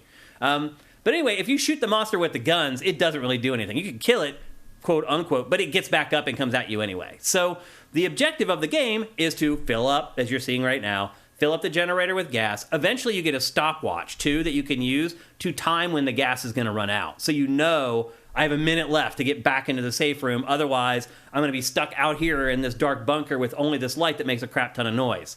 And if you use the light too much, then that attracts the monster, and the monster gets you. The monster can get you anywhere, by the way. Like, and that's why the sound design is really important. If you're next to one of the small holes in the wall, and even if you're not making any noise, the monster will snatch your ass out of that hole and drag you into the hole. So the sound design in this tells you where the monster is, like, in relation to you. Like, not just in the volume, it tells you how close it is, and then directionally, you can hear it. Like, if it's hiding behind one of those holes, you can tell by the directional audio from the sound design. So sound design in this is important, and it's really good. Really what's important in this game is a map. But the map is, like, on the wall in the safe room, but you can't take it with you, which is really annoying. Like, at the very least, you should be able to scratch it onto a piece of paper or something. Like, they should have found some way to be able to use the map when you're out of the safe room. Obviously, it would take some of the tension out of the game. Whatever. It seems silly that you can't. So again, like, it's kind of like Resident Evil Nemesis, but it's the entire game. You're just constantly stalked, and the objective is to get out of the bunker. And I normally don't talk about stuff like this because it's kind of spoilery for some people, but finishing this game is one of the most unrewarding things that I have ever done. Because I will say this, the game is nerve-wracking. You're constantly, it's this hide and seek, this like, you're testing yourself. How far away can I get from the safe room and safely make it back to the safe room? And then I'll be honest with you, there was one time, like, I got back to the safe room and the monster was in the safe room. And I was like, what the hell am I supposed to do? So I just had to let the monster just kill me and die. So the game's a little buggy. At times I had some issues here and there. But again, like, as you're seeing here, like, a lot of the game is, like, moving stuff around, removing obstacles. And, like, the hand prompts won't always come up. And that sucks. Because you're like, oh, here's this thing. I think I may need to fiddle around with it to make progress. Oh, nope, I don't. The hand icon isn't coming up to interact with it. So no, I don't need to interact with that. So you go on and you test out everything else. And then none of it works and you come back to that thing and then the hand prompt shows up and you're like, you MFer. And there's lots of moments where, like, you need to go to new areas of the bunker, but there's a grate there. Well, then you need to find a very specific wrench that you can use to then open the grate, which gives you new access to new areas of the bunker, or will create shortcuts so you can get to the farther points of the bunker without having to go through a bunch of different hallways like you did before. Again, the tension part of this game, it was actually pretty scary. There was a couple moments in this game where I got pretty scared. And that doesn't happen very often, in all honesty. And there's the game we're going to talk about next. It never happened. So that was a pretty big accomplishment to me. But it also was like, I felt it's a triggering game. Like, it will stress you the F out. If you're one of those people that can't handle, like, time management, or you don't like having this constant threat of, like, hanging over your head, this is the last game that you ever want to play. Because that's the whole game. And the other thing, too, is the bunker isn't that big. I was talking earlier about how it would be nice to have a map. Like, the map would be handy when you're exploring new areas. But eventually, you kind of learn the whole bunker because you go out on these expeditions over and over again, and with limited time, it's incumbent that you learn the bunker. Otherwise, you have no chance of making progress in this game. So I did have fun with it. It was legitimately scary in a couple points. I don't think it's for everyone. I think a lot of people who are maybe either impatient or don't like being stressed out will probably hate this game. When I first started playing it, I didn't think that I was going to stick with it all that long. But it picks up, and the pacing of it starts as you start to figure out what you need to do and how you need to do it, the game becomes better. I think that's probably true of most games, but for this one in particular, like, when I first got to the generator, I had no idea that, like, okay, you fill it up, and then I didn't even know it was a safe room. I'm like, this is just a room with a generator in it, you know? And I was like, oh, if I turn this on, maybe the lights will stay on inside the bunker or whatever. And then the game teaches you, no, you need to go get another gas can because now you don't have gas to fill up this generator. Without the generator and the lights that it makes, you're pretty much crap out of luck. So it does do a pretty good job of teaching the player what it's expecting from the player, but there is a hump to get over in this game for sure. And for a lot of people, getting over the hump of something while you're being hunted by a huge monster may not be something that they're all that into or excited about. This game is available for PC, both Xboxes, both PlayStations. It is $25, and I would say that's about perfect. The game is only about, I think it probably took me 6 or 7 hours to complete it, something like that. And that was about all I wanted, man. I'll be honest with you. When I finally got outside in this game, it was a relief. And I think maybe that's what they're going for with games like this, is they want you're seeking the relief from the tension or something like that. I don't know. And the other thing I would say, too, as I mentioned earlier, the ending, the payoff for it wasn't exactly what I had hoped for. The ending wasn't like this awesome moment that I thought it was going to be. And maybe that was their intent, was to disappoint you ultimately. I don't know. Vincent brings up it's also on Game Pass, and that's absolutely correct. So you can give this a try for free if you want to, and I think that's good. Because I think people aren't going to know if this game is for them. I could tell you all day what it is and what it's like. I really don't think you're going to know whether it's for you until you play it. Whether you're okay with the constant stalking and whether you're okay with rushing back to the safe room over and over and all that entails. I can't really, other than the Resident Evil games with Nemesis in them, it's really hard to find any sort of an analog. And I know Alien Isolation. Yeah, oh, you're right. You're right. That actually is probably the better comparison, actually, now that you bring it up. That is probably what I would compare this game to the most, more than any other thing. So again, that's Amnesia the Bunker. It's $25. I think that pricing is just about right. Maybe $20 makes a little bit more sense. But again, it is a horror game that made me legitimately scared. a couple times, which is very hard to do. Like Resident Evil 4, maybe a couple times. I got a little unnerved. The game I'm about to talk about next never really happened. So I think that amounts to something. I also like the direction that Amnesia is going here. I think this is the right direction to take the franchise, incorporate a little bit more active gameplay into it, a little more tension, instead of just kind of making it another first-person horror adventure walking simulator or whatever. But there you can see there's the entirety of the bunker, which is probably not realistic. I don't think there are too many bunkers that are that big in wartime. Pretty extensive, even for World War I. Yeah, but if it was any smaller, the game would be ridiculous. You'd just be running around the same, 4 hallways the entire time. So I understand why they did it that way. But anyway, that's Amnesia the Bunker. Again, it's available for everything but Switch. It's $25, and you can play it on Game Pass, which is where I recommend you give it a go. Next up, more horror. Layers of Fear 2023. We're going to discuss next. Have you played the originals, Matt? I played the first one. Back in 2016 it came out. What'd you think of it? It's all right. It wasn't scary at all, but I like the concept, the gimmick of the painting, it's a cool idea. Yep. I didn't finish it. You didn't finish it? No, but I thought it was a nice idea. Yep. So the original comes from 2016. It really is like a walking simulator, first-person horror adventure. There's really no action in it at all. In fact, you could toggle the run on and off, and it's almost impossible to tell the difference between the walking and the running. I don't know why they do it that way. That was part of why I didn't finish it. It's annoying. I didn't care about getting anywhere anymore. It was just you're walking too slow. Not everybody can be what remains of Edith Finch. Yeah. Well, they initially called it Layers of Fears or whatever, and they changed it right back to Layers of Fear. It is a remake of the first 2 games compiled into one product. So it's Layers of Fear 1, Layers of Fear 2.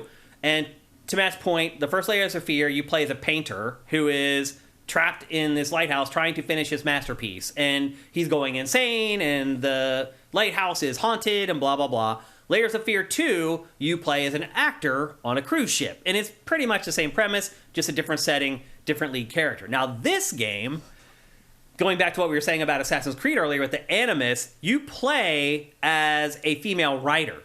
And she is in the lighthouse where the first game took place, and she shows up, and all the stuff is still there from the game, except she's there to write her novel or whatever. And her typewriter becomes like the Animus. So she sits down to write. You go into the world of the painter. Suddenly, you start playing as the painter inside the lighthouse, trying to finish his masterpiece. And then eventually, after you finish his story, and then the same thing happens for the cruise ship or whatever, she becomes like the conduit to go and play through these stories through the eyes of these other characters. And basically, these games, you just wander around looking for clues. One of the things that they've added a couple things for these. And the biggest change is the addition so in the first Layers of Fear, it's a lantern that you have, and it has a cooldown. The second Layers of Fear, it's a flashlight. And what it does is there are nemesis-like moments now in the game where ghosts come after you. And actually, they were in the originals as well. And you could only escape from those. Now you have the lights. You can actually attack the ghosts with the lights. And it takes time. You start shining a light on them. It basically just makes them dissolve. And then they reform and come back after you. But it gives you respite. You didn't have that before in the original versions of these games. You just had to run from the ghosts at all times. So I think that's... Run. Or quote-unquote run. So I think power walk. Yeah. So I think that is a quality of life improvement that they've given to this. I don't know that the writer's overarching Animus stuff adds that much to it.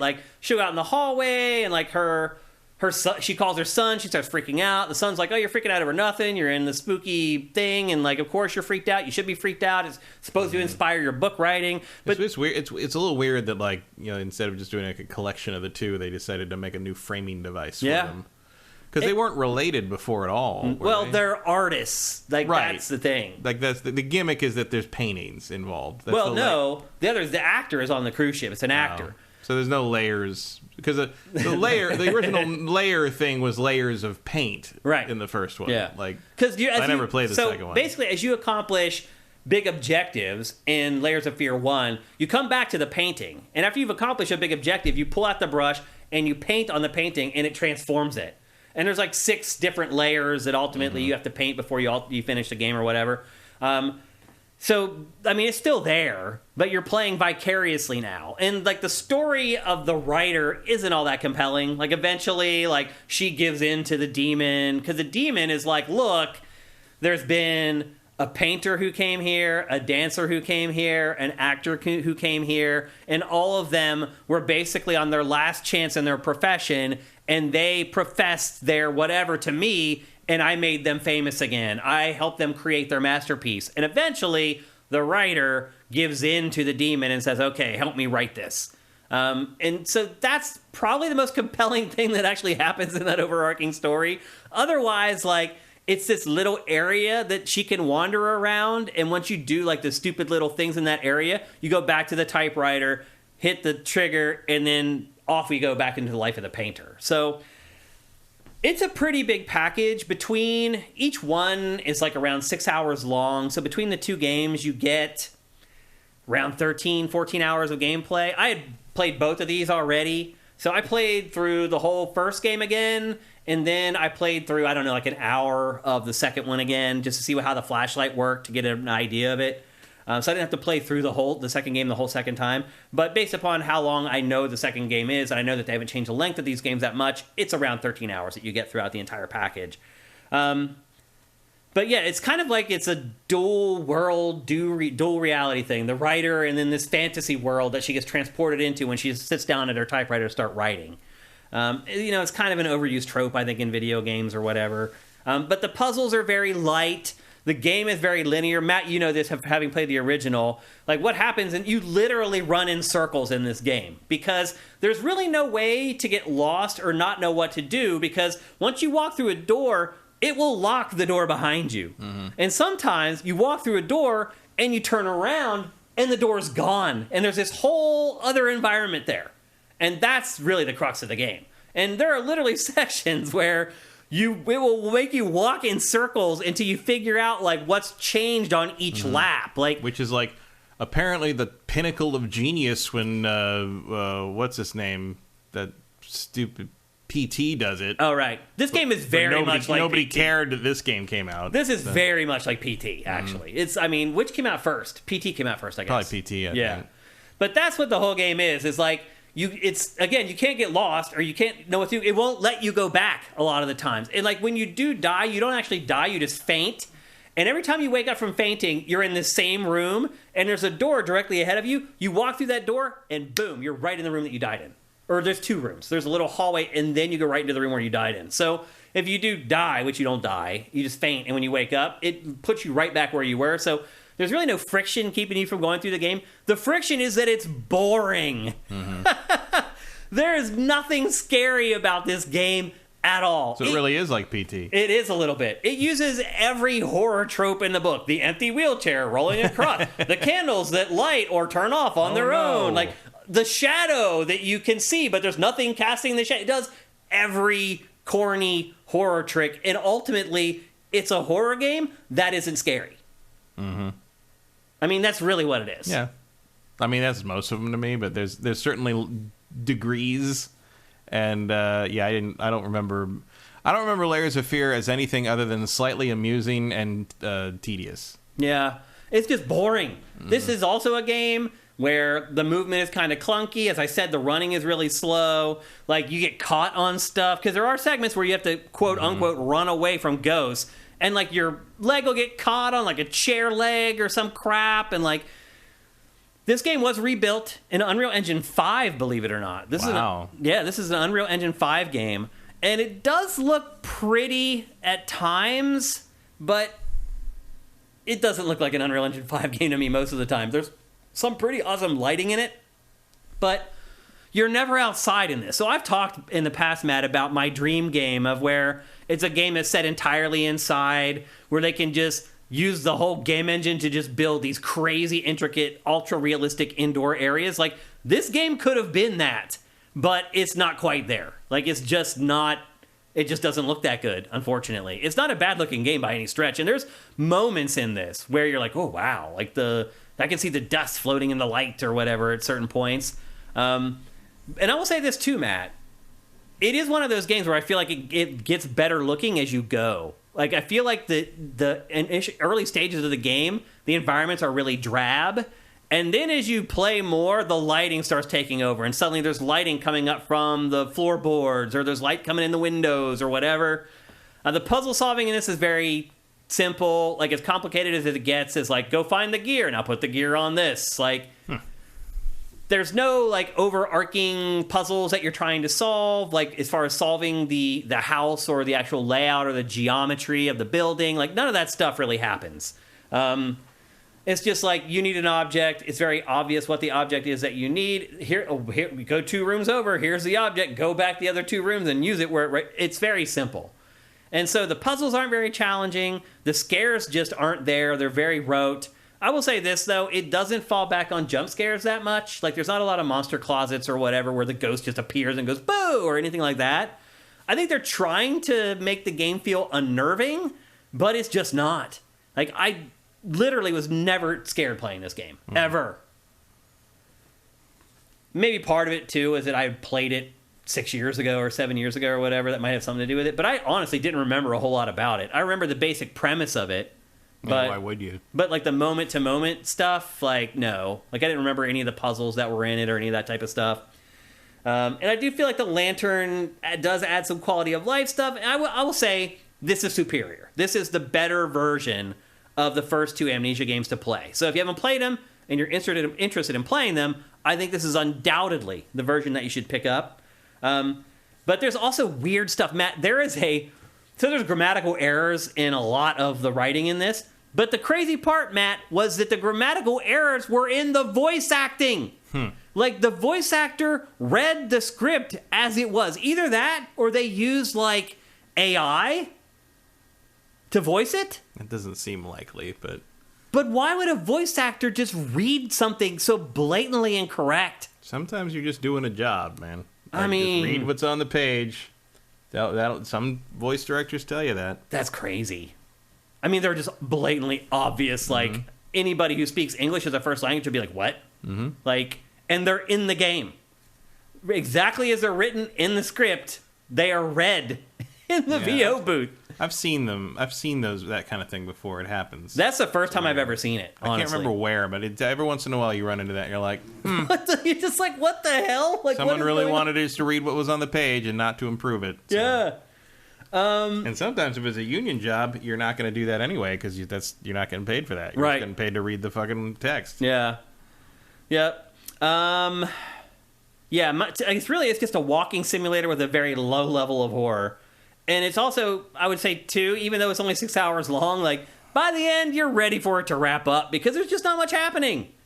It's all falls onto the story, basically. And it's like, the story is this slow build. There's no shocks or surprises at what's coming. It's like, I'm playing as this painter. I need to finish the painting. And when I finish the painting, the game will end. And that's pretty much how it all plays out in the end. And then there, like I mentioned, the ghost chasing sequences where you use the lantern or the flashlight to temporarily dissolve the ghost. There are some times where you don't even know you're being chased. And you just turn around and the ghost is there and you just faint. And it's like, wait a minute, like, shouldn't there have been like an audio cue or something? Like, there's little things missing. The painter voice, he's done like 130 games. Yeah. Like, he's not. It's not the painter. It was that particular one I'm talking about is a female voice. It was actually the writer that said it. And she just read it straight off of the script, grammatical errors and all. I was like, what the hell? Also, much like The Bunker, the sound design in this is really good. The directional sound, that's one thing I will say is when you're running away from the ghosts, there's some times where, and these are the best sections of the game I would add, you get placed in an area with the ghost, and there's a network of hallways, and you need to collect like 3 things while you're being chased. Those are the best segments of the entire game, honestly. And you can use the location-based sound in that to figure out where the ghost is. Because, again, it's like a network of hallways. It's not just like a linear path you're running through. And that does help you stay away from the ghost. So yeah, the writer has only done this in a horror podcast series. So maybe not senior enough to be... She may be like, you know what? I'm just going to read. Yeah. But, their voice person didn't pick up on it. Yeah, that's the voice director's It's problem. awful. It's really terrible. The game does look great. It sounds great. But I just honestly just don't think there was a lot to work with here. You do get both of the games. You get all the DLC. And again, it is kind of wrapped up in this new wrapper where you play as the writer. So there are sort of like, there's extra content in this that, weren't in the base games. It is the complete edition. And again, the definitive version of this. So if you ever have interest in playing it, I recommend it. Would I recommend picking it up? If you've played it already, no. The improvements aren't enough to play it again. Would I just recommend this to people to play in general? I mean, I definitely recommend the Amnesia the Bunker over this, just to throw it out there. I think this is $30, but you are getting like 2 games, and there's like 13 to 15 hours of gameplay ultimately. So probably that's the right price for what you're getting. But I just it's a horror game that isn't scary. I mean, that's a huge problem. Welcome to my world. Yeah, because you don't find any of them scary. Not really, no. Yeah. So anyway, this one's at least kind of silly. Mm-hmm. Yeah, like. I do wonder why they did this. It almost feels like they're like, we need to work on Unreal Engine 5 and learn how to use it. Let's do a project that we know. It's not like there was a huge clamor for Layers of Fear to be updated. To be remade. So I'm not quite sure why it was done. I mean, I understand from an artist perspective, you're like, what? I want to create this definitive version of whatever it was that I created. Yeah. But fiscally and financially, was it smart? I think you're probably right that it was basically like, let's get familiar with the Unreal Engine 5. Yeah. Project. And look, they do have a good engine now, so it should pay dividends on down the road. So maybe not necessarily do they need to make a ton of money off of this for it to actually pay dividends, worthwhile dividends for them as they create games in the future. But yeah, it plays. It doesn't look like it, but it plays like a horror game from 2016, and that's probably the thing they should have worked on more was the actual playing of the game instead of how the game looked and sounded. But anyway, there you go. Layers of Fear. It's actually $30, and 2 full games in one, plus all the DLC, plus the quality of life stuff, plus the extra wrapper, the Animus-like stuff with the writer. And there you go. Any questions about that, Matt? Nope. Yeah. So you said you didn't finish the original one? No. Yeah. Okay. Horror games bore me very quickly. Yeah. Well, if that's the case, that one would definitely bore you. The Bunker, not quite as much because there's tension there like constantly. So, and there you go. But the tension and things like that mostly just annoy me. I'm just like, why don't you just hit it? Like, I get that. Yeah, I don't really like Nemesis in the Resident Evil games. Like at first it's exciting, and then it's sort just of an interruption. Annoying. Yeah, I hear you. I think Alien Isolation's one of the only games that really worked for me, and even that game was too long. Yeah. Well, there you go. That's GameFace 347. We got all those games in. All 7 topics made it into the show. I wasn't sure if we'd be able to do it, but we did.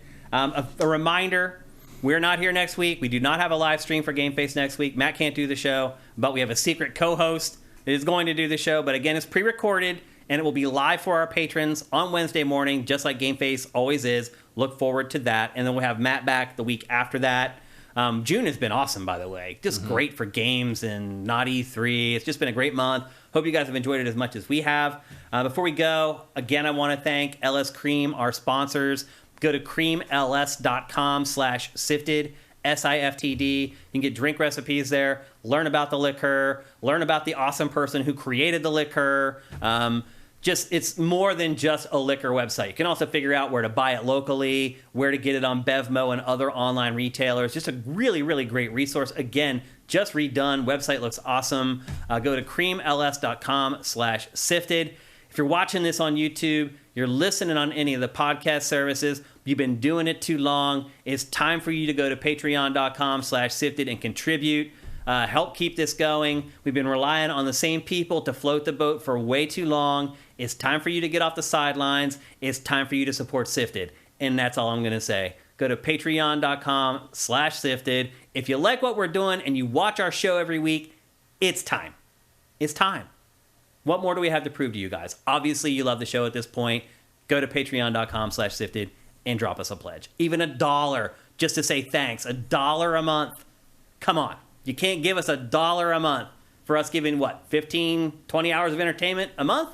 You spend that 6 times that much on a cup of coffee today that lasted you 90 seconds. Come on.